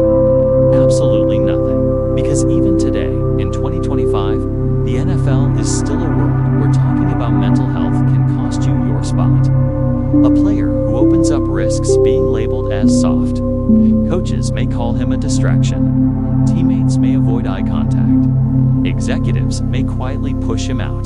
The media, they'll twist his honesty into controversy, so he keeps it in. He learns to smile through pain, to nod through grief, to swallow the fear that maybe, just maybe, he's not okay. And the longer he stays silent, the heavier the burden gets. But here's what people don't see. They don't see the player crying alone in his truck in the team parking lot. They don't see the pills in the medicine cabinet, not for healing, but for escape. They see the drinking that starts just to unwind, but quickly turns into dependency. They don't see the isolation, the withdrawal, the slow fading of joy from a life once burning with ambition. Because this isn't a league where help is easily found. The resources might be there on paper player support programs, therapists, wellness initiatives, but the culture. The locker room culture still whispers, handle it like a man. And what does like a man mean in the NFL? It means don't talk about the nightmares from your last concussion. Don't mention the fact you can't focus anymore. Don't admit that sometimes when the cheering stops, you feel nothing. And so many of them, so many suffer in silence. They play through broken ribs and fractured spirits. They give interviews with smiles while crumbling on the inside. And when retirement comes, when the structure disappears and the crowd goes quiet, that silence becomes unbearable. Because the only identity they've ever known is gone. They weren't just football players, they were football. That was their worth, their shield, their safety. And without it, all the suppressed trauma starts to surface with nowhere to go. Some try therapy, but even that can feel foreign, even shameful. Sitting across from someone trying to explain decades of emotional repression, it feels like learning to speak a new language while drowning. And for Black players, there's an extra layer. Mental health has long been stigmatized in Black communities. There's pressure to be twice as strong, twice as stoic. Talking about trauma, depression, anxiety, it's not always seen as bravery. Sometimes it's seen as betrayal. The result? A generation of men who've mastered physical endurance, but never learned emotional survival. So what's the cost of this silence? Suicide, broken families, addiction, isolation, hospitalizations, early deaths, and for some, the ultimate tragedy. They suffer so long in silence that they convince themselves they deserve the pain, that reaching out would only make it worse, that no one would understand, that no one would care. But here's the truth, no one told them. Help is not weakness. It's resistance. It's rebellion. It's courage in its rawest form. To sit with your pain and speak it aloud, that takes more guts than any Sunday night hit. To look in the mirror and say, I need help. That is strength most people will never understand. Some players are starting to break the mold. They're opening up, sharing their stories, pushing the league to provide better care, better access, better understanding. Players like Brandon Marshall, who turned his mental health journey into advocacy. Or Dak Prescott, who publicly discussed his depression after losing his brother to suicide. Or Lane Johnson, who stepped away from the Eagles mid-season to prioritize his mental well-being. These men are changing the narrative, but slowly. The walls of stigma are thick, built from decades of silence, locker room codes, and toxic definitions of manhood. And the work is just beginning. Because it's not enough to throw players a hotline number. They need trusted therapists embedded in the culture. Mental health days built into the schedule. Education for coaches, GMEs, and teammates, not just the players. And above all, they need each other. A locker room where vulnerability is respected, not ridiculed. A brotherhood where checking on a teammate's mind matters as much as checking on his hamstring. A culture where toughness isn't defined by silence, but by truth. This shift won't happen overnight. But for every player who chooses to speak instead of suffer for, every man who says, I'm not okay, and that's okay, the culture begins to shift. And maybe, one day, a young rookie will walk into that locker room, feel the weight of the game on his shoulders, and know deep down that if he ever starts to break, he won't have to break alone. The sun dipped low behind the steel mills of Pennsylvania, turning the smoke into golden mist as a man stepped out, his work gloves still warm from the furnace. His back ached from lifting, hauling, bending, sweating, but the day was far from over. With a steady stride, he didn't head home. He headed to the locker room. Because after 10 hours of feeding fire and shaping steel, it was time to suit up for something even tougher: football.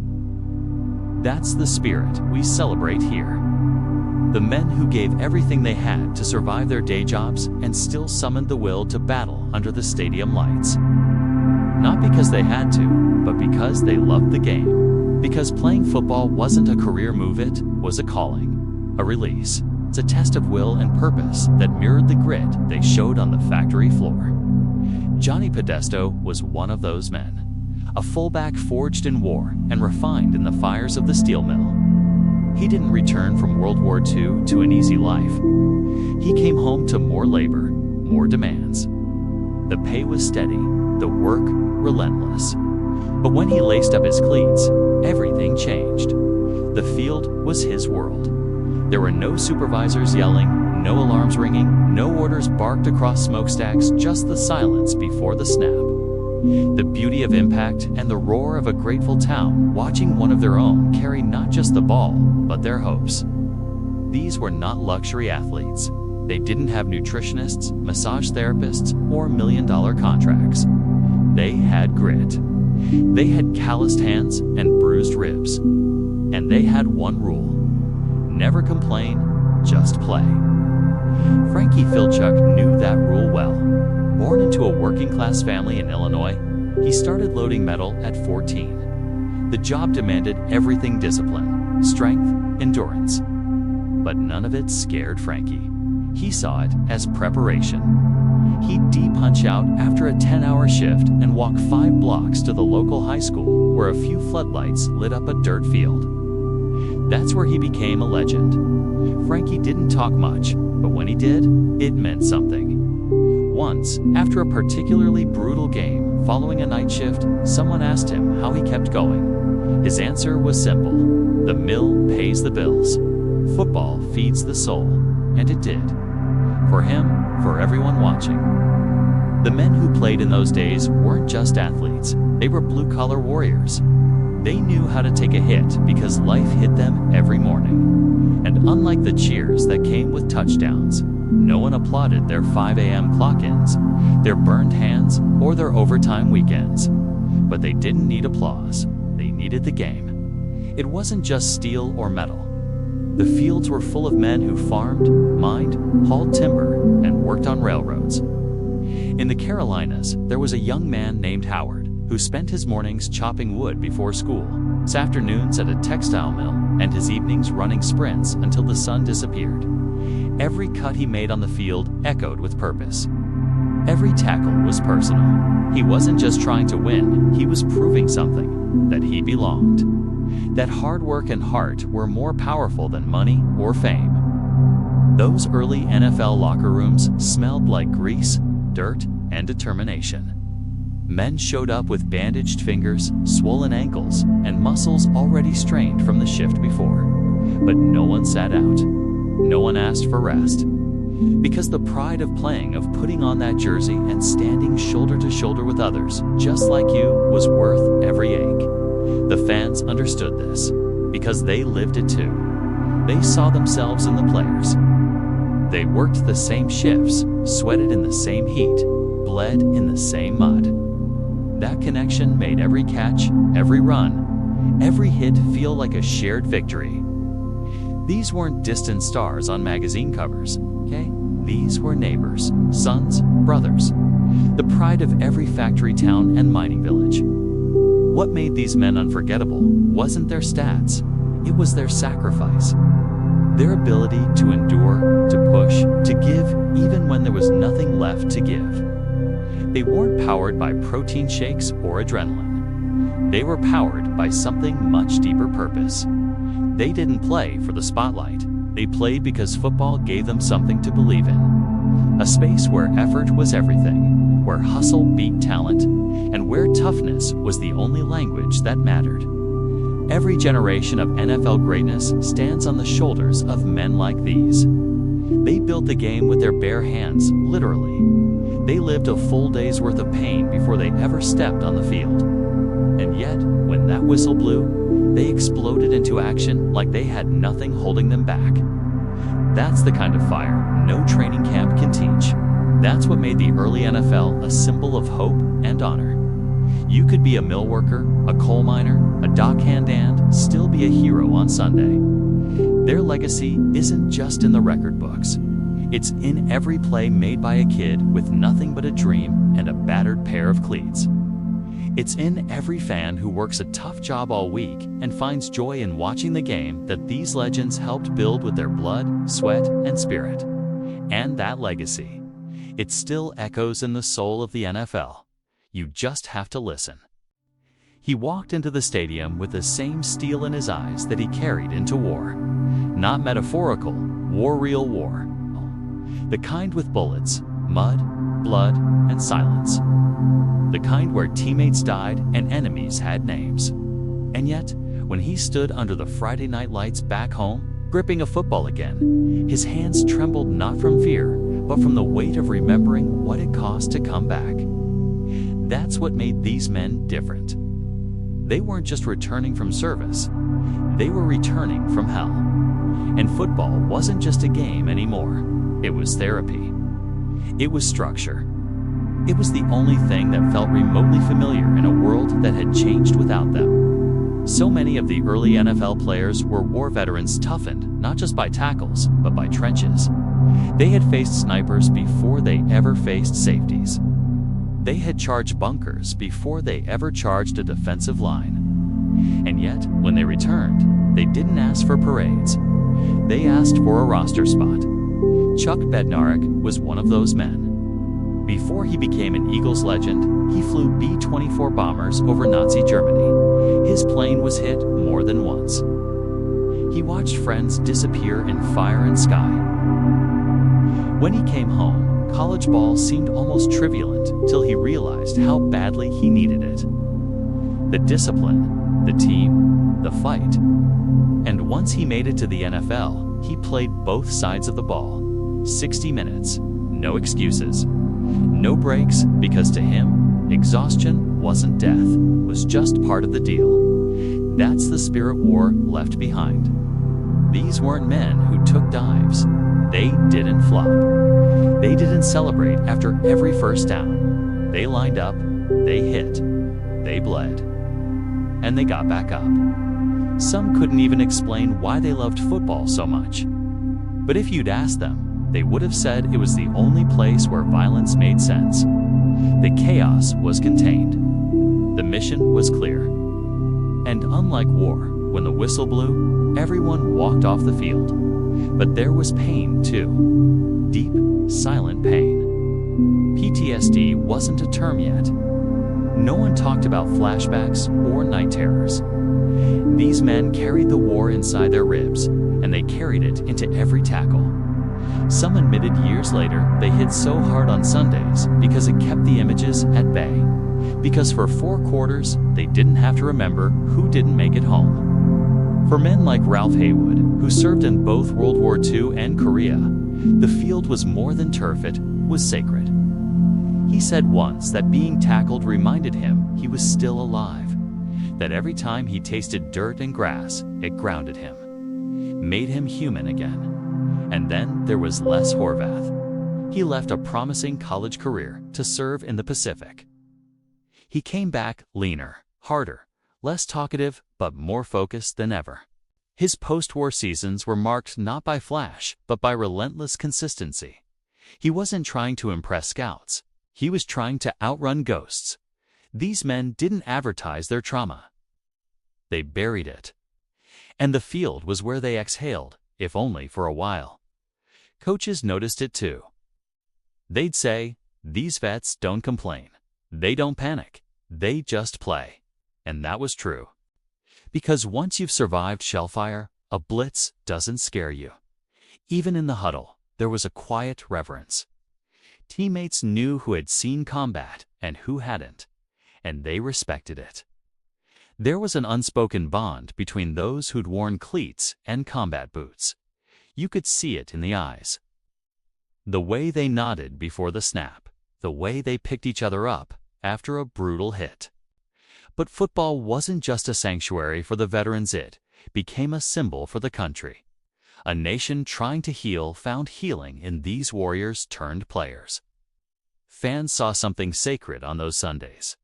Courage, resilience, brotherhood, traits forged on battlefields. now shining between goalposts. The game itself changed because of them. It became tougher, grittier, more physical. And yet, paradoxically, it also became more meaningful. Every touchdown was a triumph. Every win, a kind of redemption. And even those who didn't talk much, who refused interviews or medals, they left everything they had on the field. Because it wasn't just a sport. It was their way of saying, I'm still here. I still fight. I still matter. Years later, when their knees gave out and their memories faded, some couldn't recall the scores or the opponents.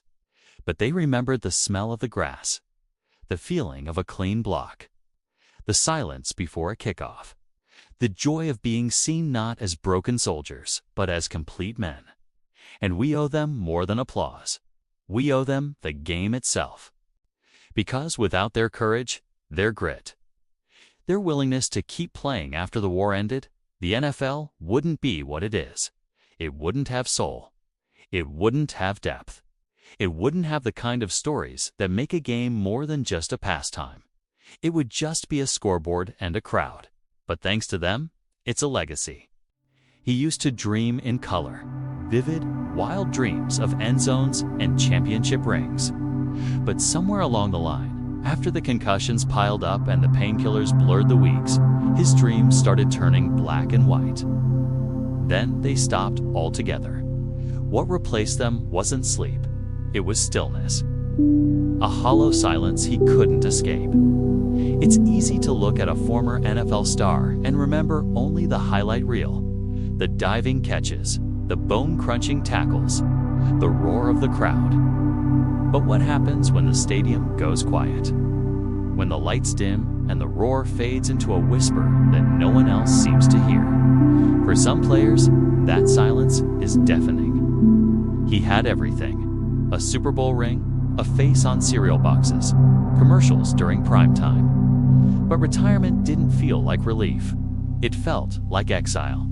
For 15 years, every morning had a purpose-filled study, weight room, practice. Then one day, it was gone. No playbook, no coach, no reason to lace up the cleats. And no one talks about that. No one talks about how many players wake up after retirement and stare at the ceiling, wondering who they are now. Because for most of them, football player wasn't just a job. It was their identity, their shield, their answer to every question life threw at them. Now, imagine that identity is ripped away overnight.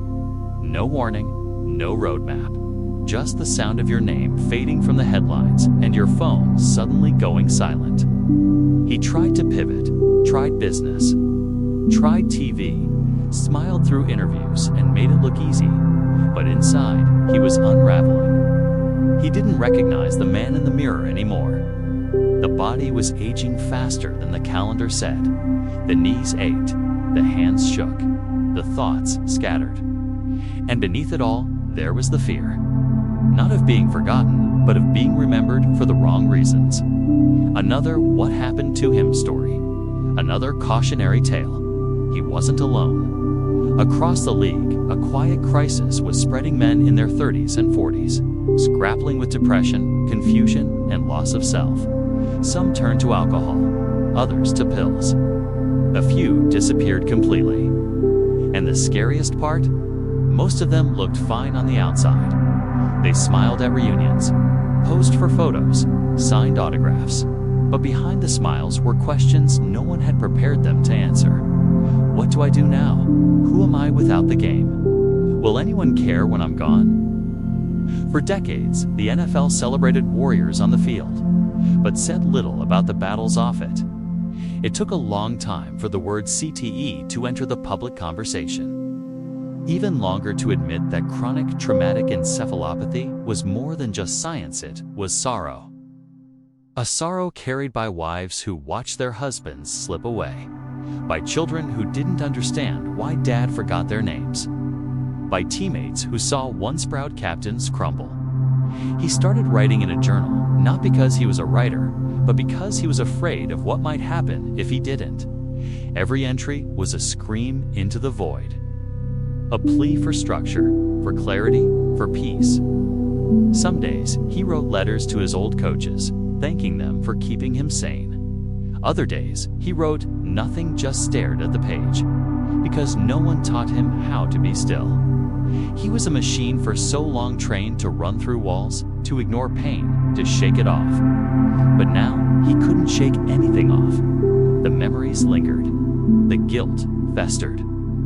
The anxiety surged at night, unprovoked and unexplained. It wasn't just him. There were dozens, maybe hundreds, just like him. Some started foundations. Others vanished into quiet towns, hiding from the fame that once defined them. A few ended it altogether, their final note a desperate attempt to be understood. But there were also moments of grace, like when an old teammate called just to check in. No agenda, just two voices, decades older, laughing about a play from '98. Or when a fan wrote a letter not asking for an autograph, but offering thanks, saying, "You made my childhood better. You mattered." And sometimes that was enough. Sometimes just knowing they weren't invisible made all the difference. There's a new movement, now a slow, overdue shift. Mental health is no longer taboo. Former players are speaking up, sharing their pain not as weakness, but as survival. They're proving that strength isn't just lifting weights, it's asking for help. It's saying, "I'm not okay," and letting that be the first step toward healing. The game is still violent, still unforgiving, but the silence afterward, it doesn't have to be. Not anymore, because behind every highlight is a human, and behind every jersey is a soul trying to find its way home. They'd rise before the sun ever touched the sky. The clang of steel boots on concrete echoed through cold morning air, their breath visible in puffs. These weren't professional athletes warming up for the day's big game. These were men heading underground, into coal mines, into steel plants, into lumber yards, into America's most unforgiving labor. And later that day, they'd lace up their cleats. Imagine that. Working a 10-hour shift with blistered hands and a sore back, then racing to a muddy field not to unwind, but to play a full-contact sport built around collision. That was the routine. That was normal. That was football in an era where grit wasn't something you bragged about. It was simply the price of admission. NFL players of the 1930s, 40s, and even the early 50s weren't just football players. They were mill workers, miners, mechanics, railroad brakemen, teachers, truckers, and farmhands. They didn't wear designer headphones and walk into stadiums flanked by sponsorships. They threw hay bales, shoveled coal, and carried anvils, sometimes just hours before kickoff. And it wasn't just about money, though money played a big role. NFL salaries back then were modest, even for top players. Most couldn't survive on football alone, so they did what had to be done. They built lives around physical labor, with football squeezed in like a second full-time job. Only it came with bruises, concussions, and cracked ribs. Take Marion Motley, one of the game's earliest powerbacks and a Hall of Famer. Before he earned national attention, Motley worked on railroads.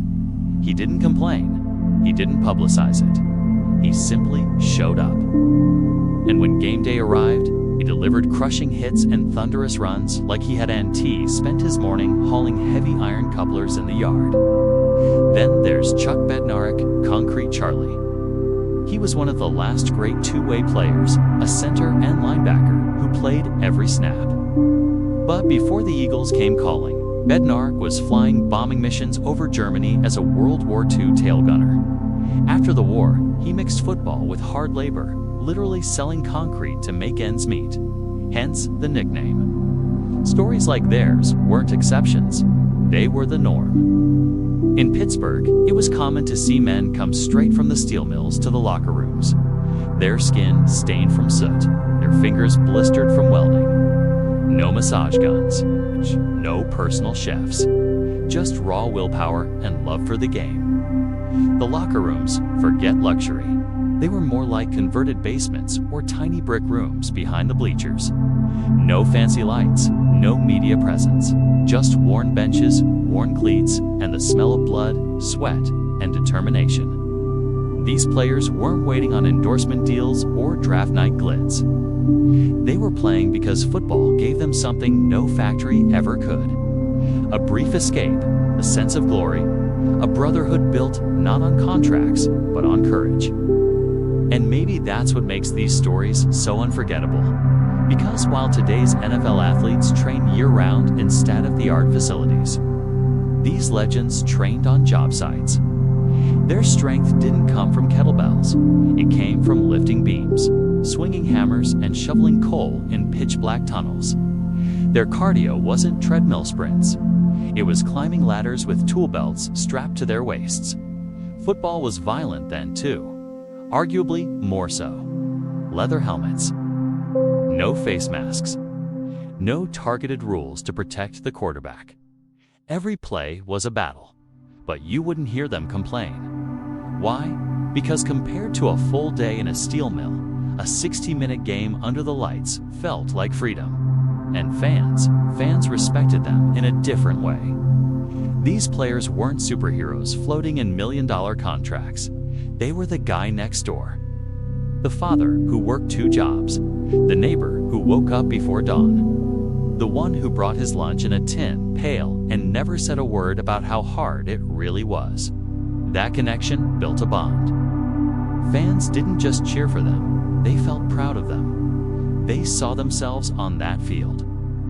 Tough, tireless, resilient. There's something pure about that version of football. No filters, no glam, just effort. Men playing for pride, not platform. There's the story of Vince Bononi's, a Notre Dame standout turned NFL center. He worked on a GM assembly line in Detroit while also anchoring the offensive line. His daily routine: bolting car frames during the day, snapping footballs at night. Repeat, no complaints, just duty. Or remember Tom Fear's Hall of Fame wide receiver. Before stardom, he held multiple side jobs while attending UCLA, from factory work to tutoring. He did whatever it took to keep the dream alive. And what's remarkable is how little they asked for. No agents pushing for bonuses. No camera crews following their journey. Just men who kept showing up, game after game, with dust still clinging to their boots. It wasn't about the spotlight. It was about the sport. Even the legendary Art Donovan, known for his colorful interviews, would joke about working unloading beer trucks before camp. His strength didn't come from gym routines. It came from real life. From lifting crates, from sweating through summer shifts, and then from suiting up to smash into 250-pound linemen. That kind of work ethic, you don't teach it, you live it. And it's what shaped the NFL's identity. These weren't just players. They were warriors forged in fire, literal and figurative.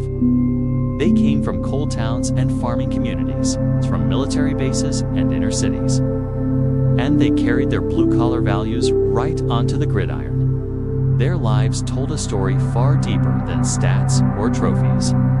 A story of balance between labor and love, work and passion. Of men who refused to choose between survival and greatness. They chased both. And maybe, just maybe, that's why their legacies still echo through locker rooms today. Because every time a modern player signs a contract or walks into a temperature-controlled training facility, it all traces back to those who built the foundation with grit instead of glamour. They didn't just pave the way. They dug the trench with their bare hands. From coal dust to Endzones. That's not just history. That's heroism. They called it the locker room code. Unspoken, unbreakable, unfiltered. A set of values passed from one player to the next. No bells, no whistles. Just principles earned under sweat and struggle. Trust, sacrifice, loyalty, courage in the industrial towns where many NFL legends were forged. These values were built in the factory, buried in dust, and paid forward on the football field. The locker room became sacred ground, a place where men held their pain, shared their strength, and carried each other through every thunderous snap. Brothers weren't born, they were carved. In the time before modern strength programs and recovery days, teams practiced on dirt, in freezing rain, or under blinding sun. When someone fell, everyone helped up. When someone got hurt, everyone felt the injury. When someone needed a break, another covered the rep. That was the locker room code. Take the case of Frank "Bruiser" Kennard, a Hall of Fame tackle in the 1930s and 40s. He wasn't the biggest or the flashiest, but he played shoulder trussel with teammates like Bruiser Marshall and Paul "Tank" Younger. They shared shifts working in foundries during the week, trained together under floodlights on Friday, and carried each other in horrendous games that few today would remember. When Kennard once missed a practice due to illness, his roommate escorted him to every playbook meeting and carried his gear. That's not obligation, that's leadership. That spirit echoed in Cleveland's locker rooms. When Marion Motley and Bill Willis defied segregation laws and joined the Browns, they didn't just endure on-field brutality. They endured locker room suspicion, closed-minded teammates, and off-field threats. Yet their teammates stood tall beside them. They honored their grit. That unity wasn't born from headlines. It was born by sharing shifts in steel mills, gym workouts in icy winters, and meals on $5 per day during tough seasons. The locker room code isn't built on comfort, it's built on sacrifice. Coaches didn't make sure everyone had protein shakes. Teammates made sure everyone got fed. If a man's mother was sick, the team collected their own pay from 1 week and made sure meals were delivered. If a player ran out of shoes, someone loaned his spare pair. No questions asked. You could see the code in chains of seasons, in players who never missed a game, in men who practiced through pain when fans wouldn't even notice them walking to the huddle. They weren't playing for credit. They were playing for each other, the team. Team captains often slept in the hardest cities. Cleveland, Detroit, Pittsburgh done the same factory shifts as their teammates. They didn't instruct from corner suites. They stood in line for lunch in the cafeteria. They replaced broken cleats, filled water buckets, sharpened helmets. They weren't above anyone. They were one of them. The code extends beyond race, beyond background. Because when men lifted iron frames during the day and barreled through linebackers by night, all differences melted into mutual respect. The brothers in the locker room weren't defined by color or creed. They were defined by work. Every sweat-stained jersey, every interlocked helmet, every loud call or silent nod testified to the unbreakable bond they built through hardship. Decades later, fans still speak of rival teams with regret and respect. Dan Rooney famously said of the 1970s Steelers, "We had blue-collar heroes." They didn't ask for fame. They demanded effort. That work-first, team-second mentality was their trademark. The locker room was built like a union effort. All in, no room for slackers. No tolerance for pretenders. Even the coaches adhered to the code. Chuck Noll rarely spoke of miracles or magic. He talked about effort. He talked about practice attendance. He talked about men who never gave excuses. Those coaches grew from the same stock as the players. Their fathers were welders. Their mothers packed lunch pails. They understood what pain meant, and they coached with empathy and resolve. In smaller franchises, that code was mighty in impact. Without generous budgets, players had to fight harder. They repaired their own watches. They clean-shaved themselves for radio shows.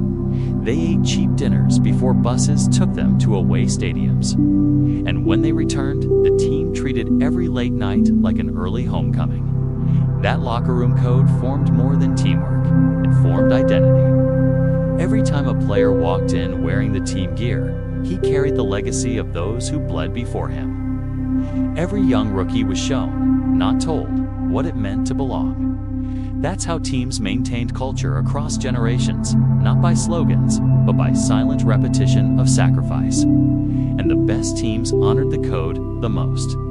The ones who won multiple championships weren't the flashiest. They were the most consistent, the most unselfish, the most mentally tough. They were leagues of men who expected excellence from each other, not for themselves individually, but for the group. That's what gave them greatness. The locker room code doesn't fade when the clock hits zero. It lives beyond retirements. Through halls of fame, through teaching careers, through charities built to help veteran players. Players who remembered the code-built foundations because they understood the cost of forgetting. Some called it blue-collar football. Others called it teamwork. Most just called it love. Loyalty earned through hardship. Honor earned through sacrifice. Brotherhood earned through shared drudgery and glory. That code created heroes, not weaker versions of modern athletes. The real template is pioneers of a game built by work and camaraderie. Because when you are in a locker room the way they did through grit, grind, and shared ice packs you, don't just play football. You elevate it. You make it family. And you make it legendary. They were household names, faces that filled television screens every Sunday, men who once sprinted down sidelines with fans screaming their names. But behind the roar of the crowd, a darker silence crept in. For some of these former NFL players, it led not to a peaceful retirement, but to a jail cell. Imagine waking up in a cramped prison bunk, concrete walls replacing luxury locker rooms. No cameras, no coaches, just a caged reality. How does someone go from running the field to running from the law? It's a brutal fall that no one sees coming. When the stadium lights shut off and the contracts expire, many NFL players are left with a vacuum. No structure, no purpose, no income, and sometimes no peace of mind. The truth is, football gave them identity, direction, and rules. But once they retired or were cut, life off the field became a dangerous game, one with no playbook. Take the case of one former linebacker. During his career, he was known for bone-crushing hits. After retirement, with his savings gone and support system collapsed, he turned to illegal activities to survive. Eventually, he was arrested for armed robbery. His mugshot staring into the camera with the same eyes that once scanned for quarterbacks told the story of desperation. But he isn't alone. Dozens of former players have been arrested or imprisoned in the years after leaving the league. Charges range from drug trafficking to domestic violence, DUIs to fraud. And each time, headlines scream, ex-NFL star arrested. The public's shock is real, but the signs were always there. The transition from football fame to civilian life is not just difficult, it can be devastating. For years, players are told where to be, what to eat, when to train. Their days are scheduled down to the minute. But after retirement, chaos. Freedom sounds sweet until it tastes like confusion. And confusion can quickly become chaos. Financial pressure is often the first spark. Many players mismanage their earnings or fall victim to bad investments. Some give money to family and friends until nothing is left. Suddenly, bills stack up, loans default, and they're left with few options. Add in the physical pain from years of injuries. Many retirees deal with chronic pain, and without proper support, some turn to illegal substances both for relief and escape. A few get caught in drug circles, not as users, but as distributors. Others face mental health battles that spiral into erratic criminal behavior. It's not just about bad choices, it's about broken systems. There's a psychological crash, too. Being an NFL player is not just a job, it's an identity. When that's gone, some feel worthless. The fame fades, the fans disappear. The high of game day is replaced by the low of isolation. Some former stars talk about walking into stores and no one recognizing them anymore. For years, they were cheered. Now, they're invisible. That loneliness becomes heavy. Depression creeps in. Anxiety grows. And the line between legal and illegal starts to blur. another former Pro Bowl player admired for his speed and tenacity, found himself in trouble after a string of domestic violence incidents. He later admitted he didn't know how to handle life without football. The structure was gone. The purpose vanished. He spiraled. His story wasn't an excuse, it was a warning. The justice system doesn't care about past glory. It cares about current actions. But should the league care? Some say the NFL turns its back too soon, that it does little to help players once they retire. Others argue that the league provides resources, but many players ignore them or feel too proud to ask for help. The truth likely lies somewhere in between. Support systems exist, but navigating them can be confusing. And many former players admit they felt too ashamed to say they were struggling. In a world where toughness is everything, vulnerability feels like weakness. But weakness doesn't land you in jail. Choices do. And without guidance, those choices turn dangerous. It's not all doom. Some ex-players who've faced legal trouble have turned their lives around. They speak at schools, mentor young athletes, and share their cautionary tales. They're proof that redemption is possible. But redemption only comes after rock bottom, and not everyone gets back up. There's a former wide receiver who went from catching touchdowns to serving 15 years for assault. In interviews, he says he misses the discipline football gave him. The structure, the goals, the accountability. In prison, he found a new kind of structure, but one with metal bars and locked doors. And still, others never fully admit what went wrong. Their fall from grace remains wrapped in denial, their legacies forever tarnished. What does this mean for current players? It means there must be more than just a game plan for Sunday. There needs to be a blueprint for after. Teams invest millions in developing on-field talent. But how much is spent preparing players for retirement, for life outside the limelight? Because when the roar fades and the fans forget, some players find themselves staring at a judge instead of a coach, waiting for a sentence instead of a snap count. The headlines will always grab attention. NFL star arrested, but behind those bold letters are shattered dreams, broken minds, and untold pain. This isn't about excusing criminal behavior. It's about understanding how the fall happens, how the game ends, and the silence begins. It's about asking the hard questions. Where was the help? Where was the safety net? And how can we stop the next star from becoming the next statistic? Football teaches strength, grit, and teamwork. But retirement often teaches solitude, confusion, and desperation. It's time to bridge that gap. It's because no one should go from touchdowns to trial rooms. No one should trade cleats for cuffs. And no one should fall so far that prison feels like the only path left.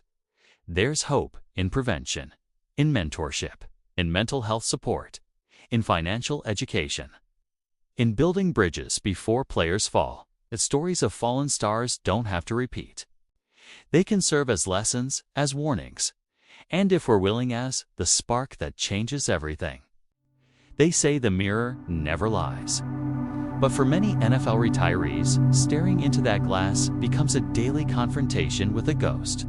The jersey's gone, the crowd's silent, the bruises linger. But what hurts most isn't the pain. It's the silence that follows when the cheers stop. Imagine waking up one day and not recognizing the person staring back. You were once a titan on Sunday night, with millions chanting your name. Now, you're a shadow wandering the house, unsure if you're still needed, still loved, still relevant. For many former NFL players, retirement isn't a peaceful descendance, a plunge. And at the bottom lies an identity crisis that few are prepared for. These were men whose lives revolved around the game from the age of 6. Their calendars weren't marked by seasons or birthdays, only by kickoff. For 20 years, they woke up to conditioning drills and playbooks. They lived with the same teammates, took orders from coaches, and followed rigid routines. And then suddenly it ends. No more 6 a.m. lifts, no more plane rides, realize how tightly football wraps itself around your soul until it unravels. One retired linebacker describes the moment his career ended like this. It felt like a funeral where I was the only one who knew I died. He tried real estate, then car sales, then coaching high school ball. None of it stuck. None of it filled the hole. Why? Because nothing replaces being someone. And in the NFL, you aren't just someone, you're a symbol, a warrior, a franchise. You carry the hopes of a city every time you walk onto the turf. That kind of identity, it doesn't fade. It fractures.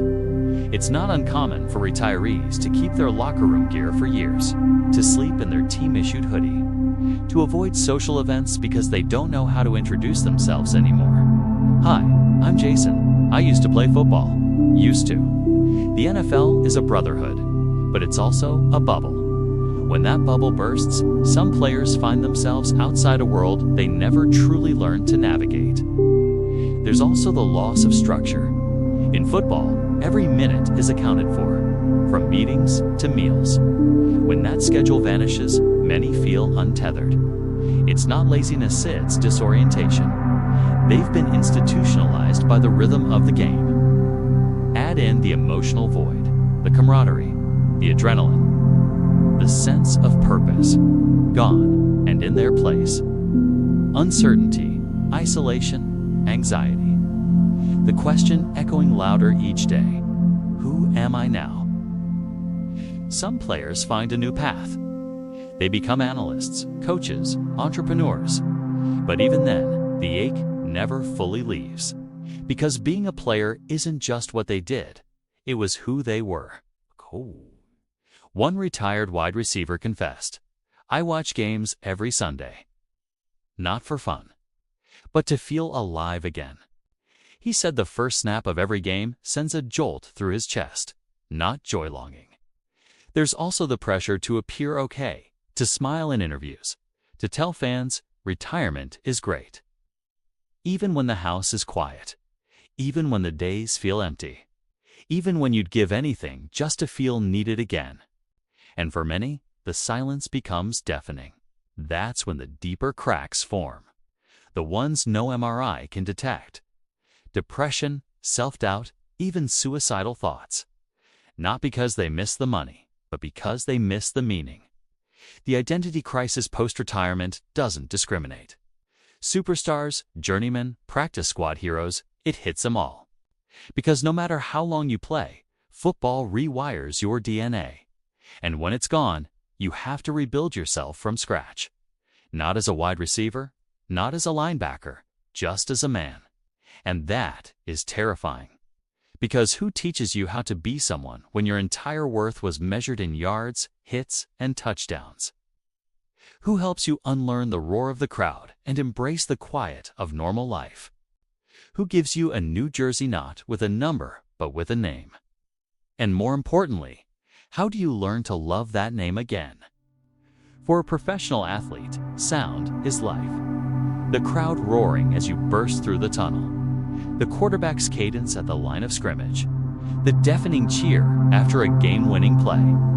Every decibel is a heartbeat. Every shout is affirmation. Every noise tells you you matter. But what happens when it all goes quiet? When the pads are stored away? When the locker is empty? When the stadium lights go dark for the final time? What happens is something no rookie camp or veterans meeting prepares you for? The silence becomes a kind of enemy creeping, haunting, relentless. One day you wake up and the only sound in the room is your own breath. No media waiting outside the facility. No teammates blasting music in the locker room. No reporters asking questions. No fans screaming your name. Just stillness. And for many former NFL players, that silence is unbearable. Players have admitted they keep the TV on at all times after retirement just to avoid the silence.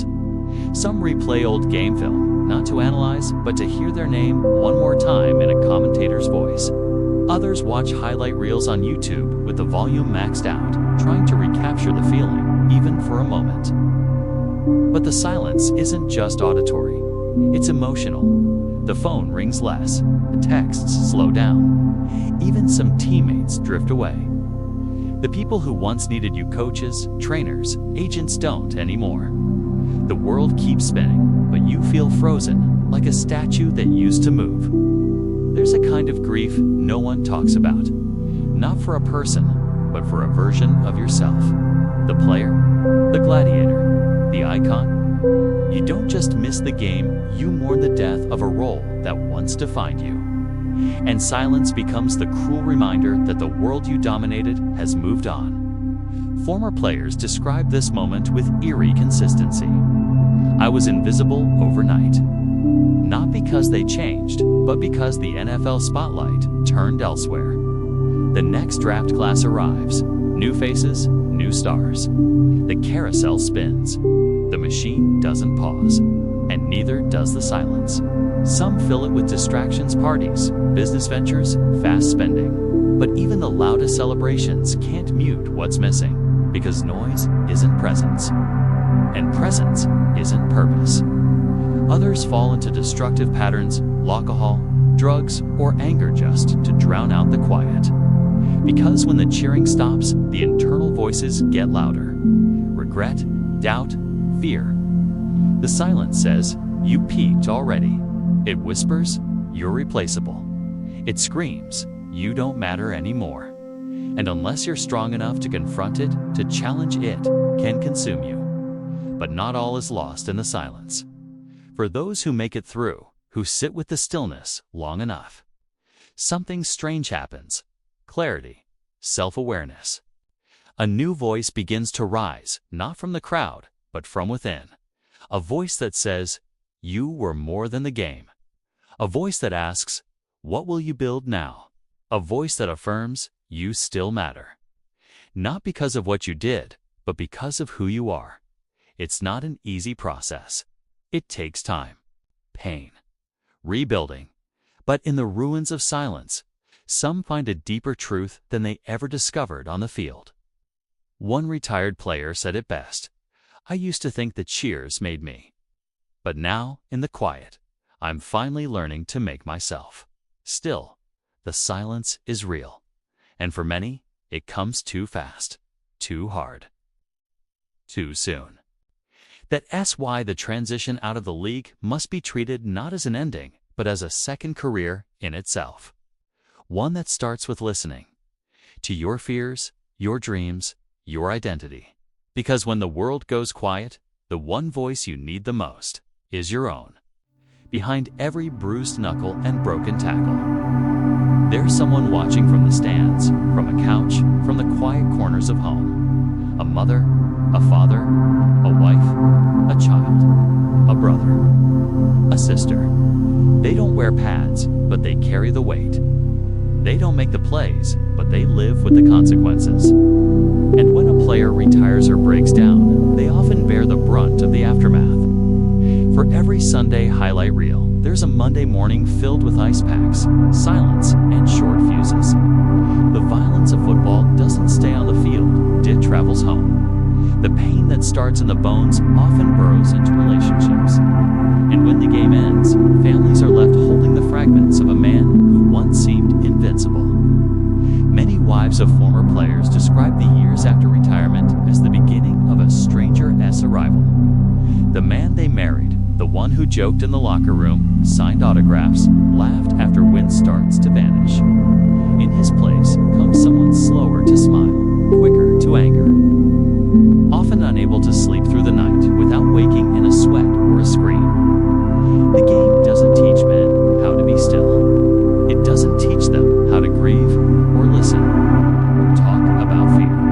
It teaches them to hit, to run, to suppress. So when the pads come off, emotions they never learned to express come spilling out in ways that scare the people they love. Children, once proud of their father's jersey hanging in their bedroom, start to fear the man behind the fame. They don't understand why he's so angry, why he forgets things, why he stares off into space like he's lost in a fog. They miss the dad who used to carry them on his shoulders, not the one who retreats behind closed doors. And yet, those families fight. They stay. They They try to reach the man behind the helmet, but it's not easy. The psychological fallout of football doesn't end when the final whistle blows. In fact, for many, that's when it begins.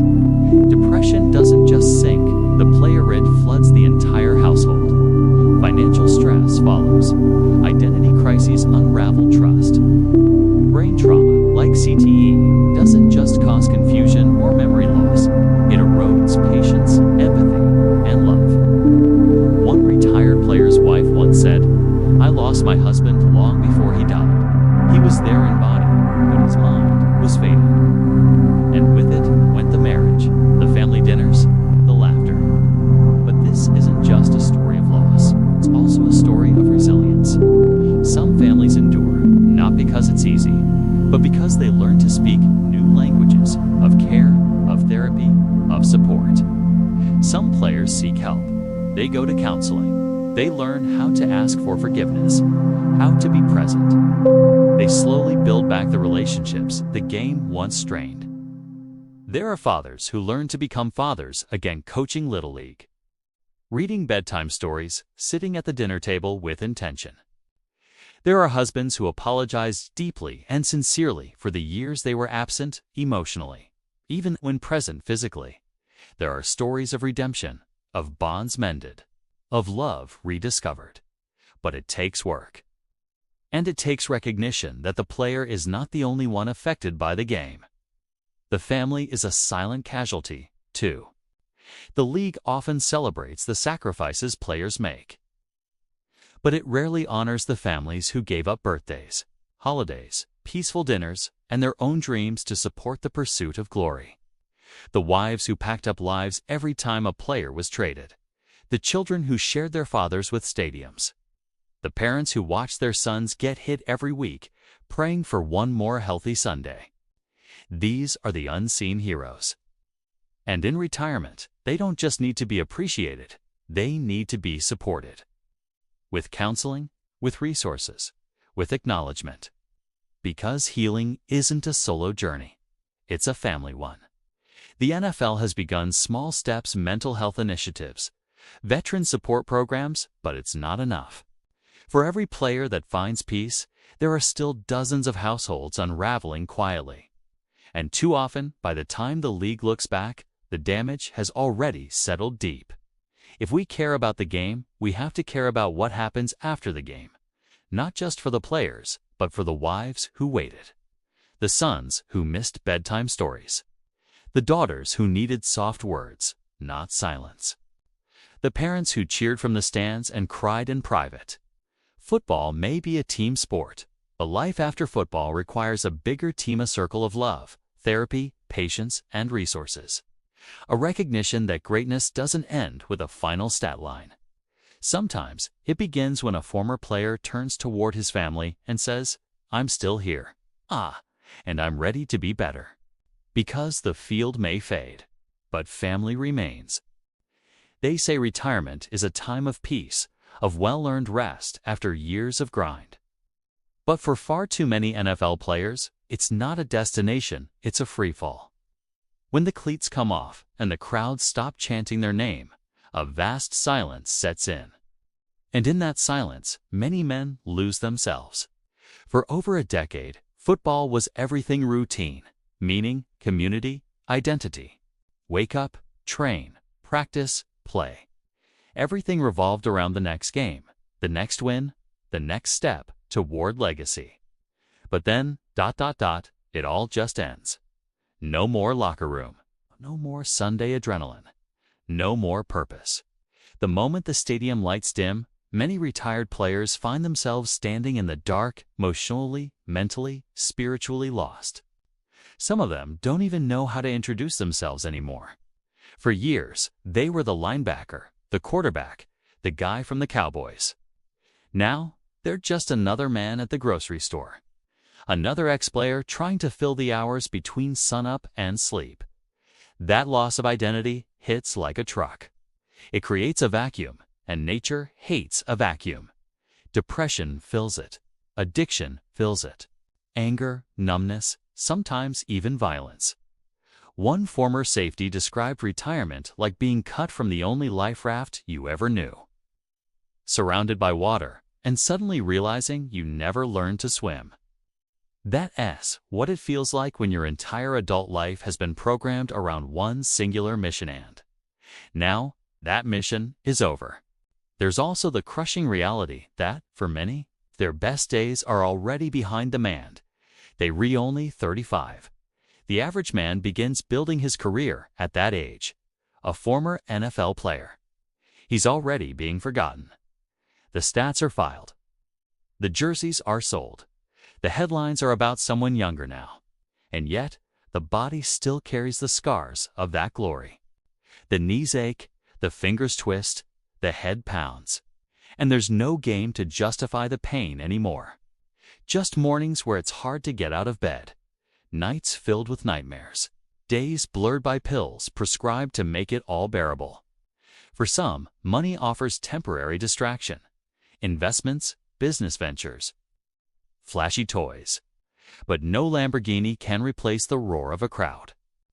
No real estate deal mimics the brotherhood of teammates. And when the silence grows too loud, money becomes just another reminder of the gap between what once was and what now is.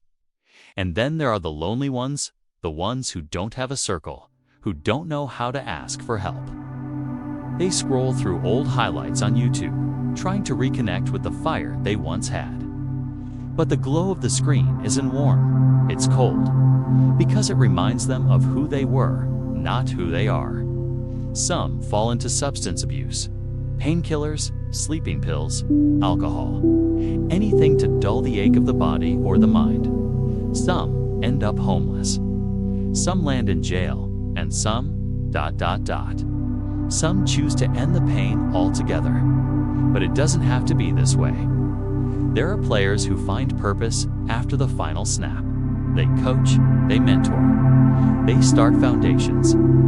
They write books, speak at schools, become voices for the voiceless. They reach back into the fire and pull others out. But they all say the same thing. It took hitting bottom first. It took losing themselves before they could find anything else. And that's the tragedy. Why must so many fall before they're seen? The league has made attempts, transition programs, mental health campaigns, financial literacy courses. But most players will tell you the help feels like a checkbox, a formality, not a lifeline, not a brotherhood. Not the kind of support that wraps around a man and says, "We see you. You still matter. You are not forgotten." Because that's the root of it all. Feeling forgotten. Forgotten by the fans. Forgotten by the teams. Forgotten by the world that once celebrated them. And in that forgetting, they begin to forget themselves. They forget how to laugh. Forget how to love. Forget how to live without the helmet. And that's where we must intervene, not just with policies, but with people. Former players need community. They need mentors. They need mental health services that are consistent, not performative. They need a sense of purpose that isn't dependent on a scoreboard. Because if we love the game, we must love the ones who built it. We must honor the warriors who gave their bodies and minds to entertain us, to inspire us. We must build a path forward for them, not just a gentle exit ramp, but a bridge to something meaningful. We can't erase the silence, but we can fill it with support, with empathy, with purpose. We owe them that much. There's a price to be paid for playing in the NFL, and it's not just physical. It's relational, emotional, deep, and nowhere is that price more devastating than in the homes of retired players, where too many families fall apart. Too many children grow up with only pieces of a father. And too many wives carry the burden of holding together a man unraveling in front of them. Football demands everything: time, energy, obsession. For over a decade, players give themselves fully to the game. Long practices, brutal travel schedules, endless meetings. And when they come home, what's left? Not much. Maybe a few hours of sleep. Maybe a kiss on the forehead. If the kids are still awake, maybe. Many retired NFL players confess the truth years later. I didn't know how to be a dad. I only knew how to be a player. That single-minded focus, once celebrated as dedication, becomes a curse off the field. Because life doesn't come with coaches. Fatherhood doesn't come with film review. Marriage doesn't offer instant replay. The result? Divorces, distance, estrangement, regret. Some players come home after retirement and realize they're strangers in their own homes. Their children don't really know them. Their wives no longer recognize the man they married. And in many cases, the emotional damage has already been done. The pressure to provide, to succeed, to dominate, doesn't vanish with the final game. It lingers. And when a man's identity has been built entirely around that pressure, he often doesn't know how to function without it. So he brings the same intensity, the same violence, the same tunnel vision into his personal life. That's when the screaming starts. That's when the drinking worsens. That's when the walls close in. Many wives of former players describe walking on eggshells, never knowing what mood their husbands will be in. Some days, they're present, loving, trying. Other days, they're lost in a fog, angry at the world, distant, numb, or worse, explosive. CTE, depression, painkillers, isolation, it all creates a cocktail that can shatter the foundations of a family. And when a child grows up watching his hero collapse, the scars run deep. I loved my dad, one daughter of a retired linebacker said, but I never knew when he was going to snap. I was scared of him. Let that sink in. The same man who brought fans to their feet made his own daughter afraid to be in the same room with him. But the tragedy doesn't stop there. Many retired players find themselves fighting for custody, fighting for visitation, fighting the courts while also fighting their own minds. And all the while, the children suffer. They suffer in silence, wondering why dad doesn't call, why dad missed the recital, why dad is always so tired. And the worst part? Okay, most of these men never wanted it to be this way. They dreamed of being providers, protectors, kings in their homes.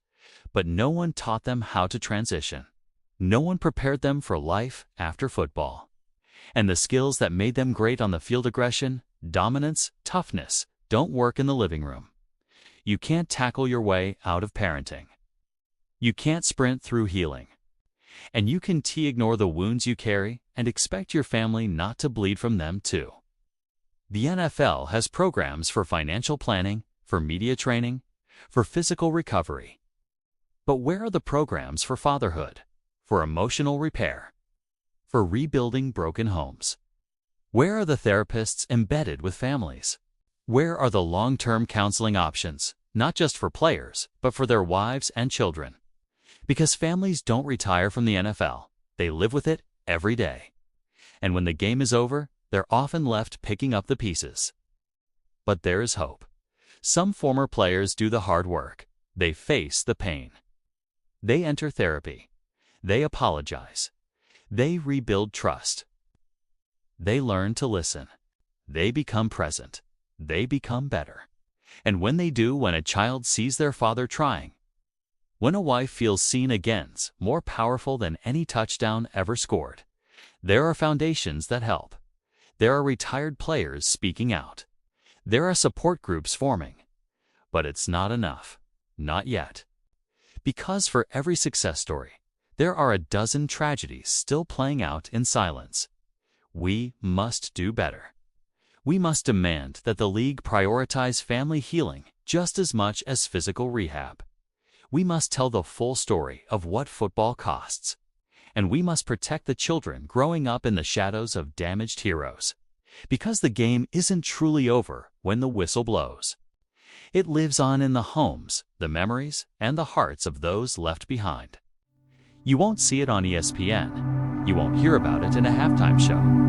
But behind the curtain of fame and beneath the lights of glory, far too many retired NFL players are quietly dying. Not from tackles, not from injuries, but from the pills meant to keep them alive, the silence that slowly kills their will to keep going. This is the brutal truth.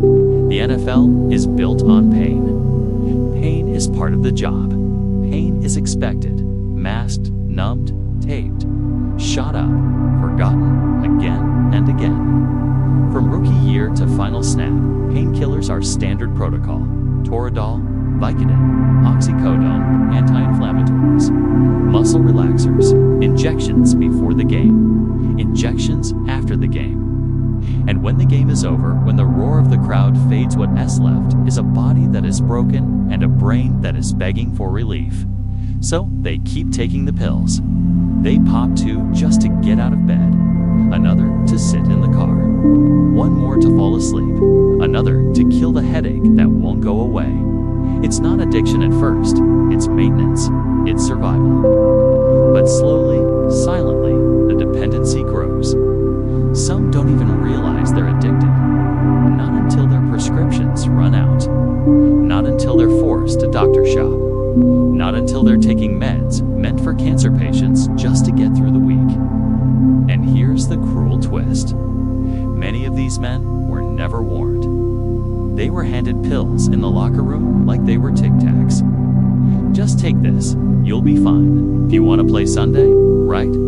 Don't be soft. No talk of long-term damage. No mention of withdrawal. No plan for tapering off post-retirement. Just a bottomless bottle of numb. And when retirement comes, the support vanishes. The team doctors are gone. Trainers are gone. The trainers who once checked on them daily now don't return calls. And those prescription pads, they get harder to find. So players turn to the streets, or online pharmacies, or darker sources. Some mix the pills with alcohol, others with marijuana. Some chase it down with energy drinks, or worse. And the pain doesn't just live in the knees or the back or the joints. It lives in the mind. It lives in the memories of games played through injury, of surgeries ignored, of body parts that still feel like they're on fire. Some players cry out in the dark, "I just want one day without hurting." One day, that's the dream. Not fame, not fortune. Just peace. But peace rarely comes. Instead, more pills. And with them side effects, depression, mood swings, hallucinations, stomach ulcers, liver damage. And then, eventually, overdose. Not always the dramatic kind. It's not always with sirens and panic. Sometimes, it's just quiet. A former linebacker found slumped over in his recliner. A former tight end who never woke up after taking his nighttime cocktail. A defensive tackle whose autopsy showed toxic levels of painkillers he wasn't even prescribed. And yet, the league stays quiet. They offer vague statements, condolences. They say, he was a warrior. But they don't say, we gave him the sword and told him to stab himself with it every Sunday. They don't say, we knew this was happening.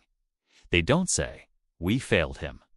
Because that would mean taking responsibility. That would mean facing a system that not only enables addiction, but normalizes it. That would mean acknowledging that the road from MVP to morgue is paved with NFL-sanctioned prescriptions.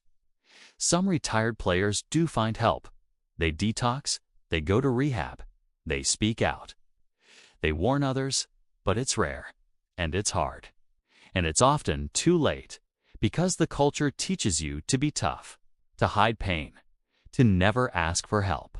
So even in recovery, many suffer in silence. They withdraw from friends. They isolate from family. They become ghosts in their own homes, until one day, they're gone.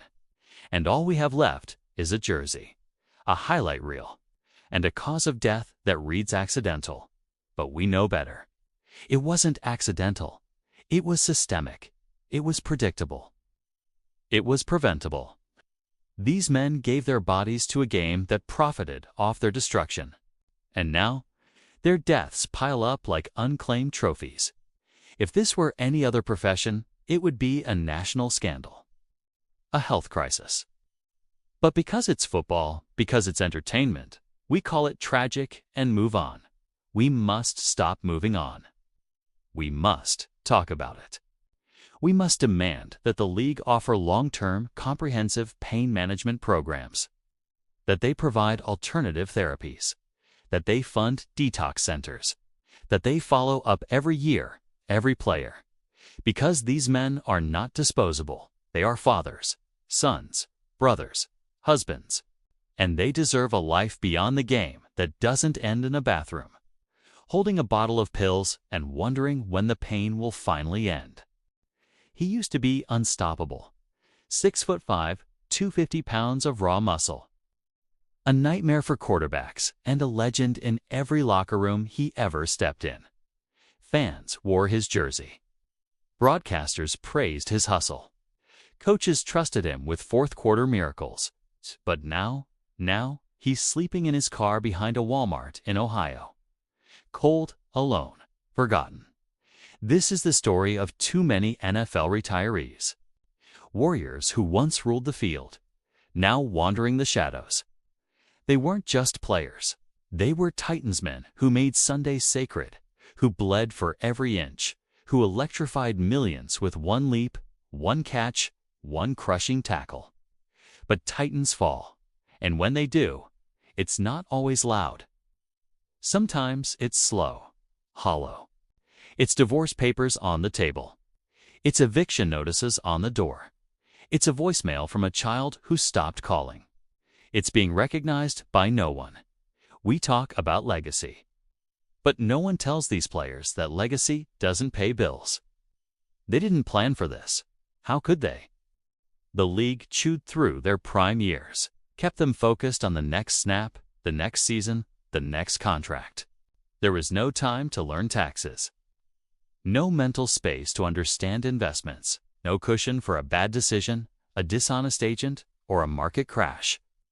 You, Dan T., think about what happens after your last snap when your knees still ache from the last game, when your brain fogs from hits you can't remember taking, when your body refuses to cooperate, but your pride still believes you've got one more season left, so they hold on. Too long, they deny reality until it crashes through the front door, and when it does, it's ruthless. The checks stop coming. The endorsements vanish. The fame dries up. The silence grows louder. And the same league that once showcased their greatness, it goes silent too. No follow-up. No safety net. Just a hotline number and good luck. Some former stars end up on local news not for their highlights, but for their mugshots, theft, domestic disputes, DUIs, public intoxication. It's not that they're bad men. It's that they're lost, disoriented, injured, broke. They lived in a world where aggression was currency, where pain was ignored, and where vulnerability was weakness. Now they're expected to transition into normal life with no roadmap, no support, and no purpose. And the depression is relentless. What do you do when the crowd stops cheering? Who are you when you're no longer the guy? How do you cope when every day feels like a step further from who you were and closer to who you never wanted to be? They try to reinvent themselves. Some do okay. They coach. They mentor. They find peace in family, in faith, in second chances. But many don't. Many spiral. They become dependent on painkillers, on alcohol, on anything that dulls the reality of being irrelevant. They burn through savings. They get scammed. They lose homes, marriages, children, identities. And yet, when you bring this up to fans, you hear, they should have saved their money. They had millions. They blew it, but it's not that simple. Imagine being 22 years old and handed a fortune, told you're invincible, worshipped by strangers, and surrounded by people who say yes to everything. Then imagine losing it all before 35, without warning, without structure, without therapy. That's not mismanagement. That's a system designed to discard. It grooms you for glory, not survival. And the aftermath is not accidentally engineered. From the moment a player is drafted, the clock starts ticking. They're not trained to manage money. They're not educated on mental health. They're not taught how to say no. They're conditioned to perform, to obey, to hit harder, run faster, smile wider. And when the curtain falls, no one teaches them how to live, so they guess. They gamble, sometimes literally. On business ideas, shady partners, quick cash grabs. It rarely works. One ex-running back invested in a nightclub. Another tried opening a car dealership. Former cornerback put his last paycheck into crypto and lost everything. Some just fall prey to family and friends who drain their accounts and disappear. And when there's nothing left, they look to the league for help and find a wall. There are programs, technical ones, webinars, hotlines, support groups. But many ex-players say the same thing. It's not enough. What they need is human connection, purpose, someone to walk with them through the fog, not hand them a PDF file. What they need is dignity, because once they were kings. They were the reason we tuned in, the reason stadiums sold out, the reason advertisers paid billions. They gave everything for our entertainment, and now they sit in silent pain. You won't see them on red carpets. You won't find them at press conferences, but they're out there working 2 jobs, managing chronic injuries, battling PTSD, scraping by on disability checks that barely cover groceries. Their downfall isn't a headline, it's a whisper, and it deserves to be a scream. Because a league that profits off human sacrifice should never be allowed to forget the lives it breaks, because the fall of giants shouldn't be normalized. It should be mourned. It should be prevented. It should be met with action. Not just for them, but for every young player watching. Every rookie who still thinks this game will love them back. It won't unless we demand it. They said the lights would fade. They said the roar of the crowd would grow distant. But what they didn't say was that life after football wasn't the end. For some, it's only the beginning. The journey out of the NFL doesn't have to be a fall from grace. It can be a rise toward something more meaningful, more lasting, more human. While the headlines are often grim and the statistics unforgiving, there's a quieter revolution happening, one where former NFL players are not just surviving, but thriving. Let's talk about the men who turned their pain into purpose. Here's the linebacker who started a foundation to help inner city kids stay off the streets and find a future through sports. He could have vanished like so many others, but instead, he returned to the very neighborhoods that shaped him, carrying more weight in his heart than he ever did on the field. Or the cornerback who opened a mental health clinic after publicly battling his own demons. His bravery gave others permission to seek help, to speak freely, to no longer wear silence like a badge of honor. He knew the code, don't show weakness, but he also knew the cost. And the quarterback who found his second act behind the lens, creating documentaries about resilience, brotherhood, and the road back from rock bottom. He's not just telling stories, he's rewriting the narrative. Because the truth is, post-NFL life is not just about what's lost, it's about what's found. Community, identity, strength, redemption. In this final chapter of our journey, we step into the lives of players who have chosen to fight back not on a field of turf, but in the real world.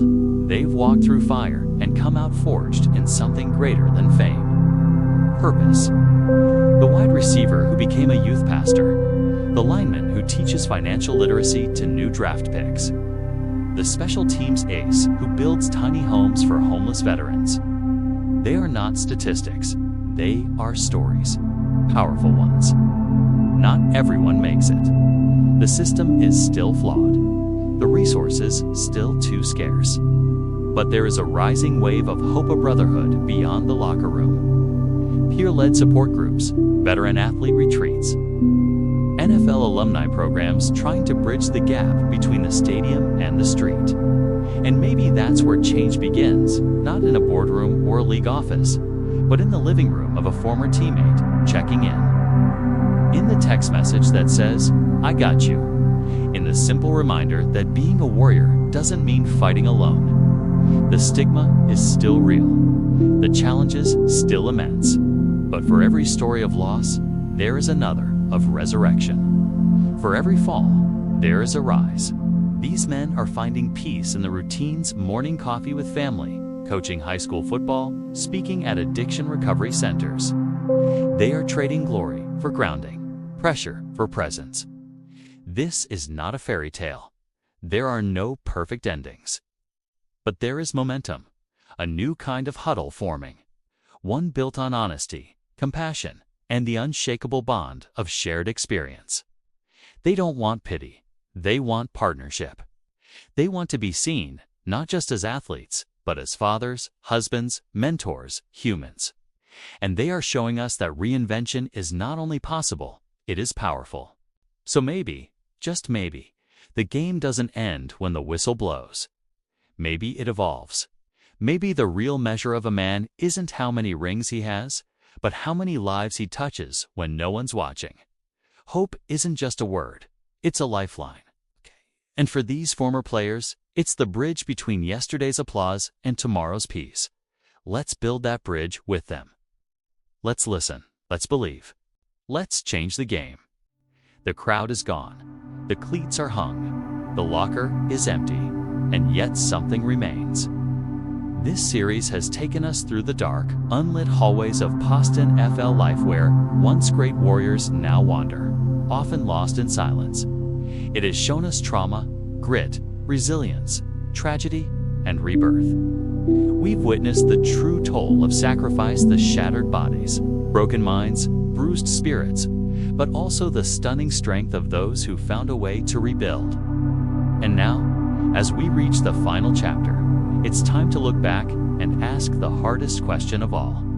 What did it cost, and what can we learn? For decades, professional football has captivated America. The NFL is more than a league, it's a spectacle, a cultural engine, a billion-dollar empire. But behind the touchdowns and trophies, there's a price that few understand. This series has laid that price bare. We saw players like Dave Durson and Junior So, heroes once immortalized on Sundays, fall victim to the irreversible effects of CTE. We learned about the brutal nature of repeated concussions, the silent killers that don't show up until it's too late. We heard the voices of men who once played through pain, but now live in agonize. Step, a reminder of what they gave up for the game they loved. We explored the abyss of depression and anxiety, the identity crisis that comes when the helmet is gone, the fear that lingers in the quiet moments when there's no crowd, no coach, no playbook to follow, the loneliness, confusion, the spiral. And then we went deeper. We talked about poverty, about how fast the money goes, about the schemes, the scams, the misplaced trust, about the agents who vanish, the friends who become leeches, the sudden shift from millionaire to bankrupt. We opened the door to addiction, painkillers, alcohol, the dangerous search for numbness, the quick fixes that only dig deeper holes. We heard about suicide. We looked into the eyes of grieving families. We saw the broken hearts left behind, sons, fathers, brothers, gone too soon. But we also witnessed something else, hope. A wide receiver finding his calling as a mentor, a defensive back fighting for mental health advocacy, a fullback building schools in underserved communities, a quarterback rewriting his story with every word of a book, every frame of a documentary. From the broken, we saw brilliance. From the wreckage, we saw rebuilding. From the silence, we heard truth. And the truth is this. The NFL is not just a sport, it's a proving ground. And the battle doesn't end at retirement, TIP simply changes arenas. The players we've met throughout these 25 chapters were not defined by their fall. They were defined by what came after. Some crashed and never returned.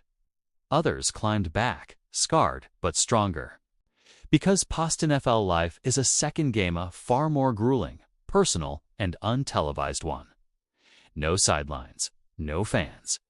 Just a man and his past, searching for meaning beyond the field. This story isn't just about football. It's about human nature. What happens when the identity you've carried your whole life is ripped away? Who are you without the roar? What's left when the lights go out? These are questions not just for athletes, but for all of us. Because whether we wear jerseys or suits, raise children or chase dreams, the truth is universal. Purpose matters. Community matters. Healing matters. And so, too, does acknowledgement. For too long, the NFL has profited from the bodies and minds of men while offering too little in return. The league has made strides in mental health initiatives, financial counseling, concussion protocols, but it is not enough. The system is still reactive, not preventative, still opaque, not transparent. There must be reform. More long-term health support, more guaranteed contracts, more transition planning, more accessible care, physical, emotional, financial. We need to treat these men not as assets, but as human beings. And it's not just up to the league, it's on us, the fans, the media, the culture. We must shift the conversation, applaud not just stats, but stories. Celebrate not just speed, but courage. Honor not just Super Bowls, but survival. If we love this game, we must also love its players after the game ends. That means listening. That means changing laws. That means pushing for research, for accountability, for compassion. And it means recognizing the quiet warriors, the ones who battle depression, but show up for their families. The ones who walk into rehab instead of running from it. The ones who admit they're hurting and reach for help. That is not weakness. That is strength.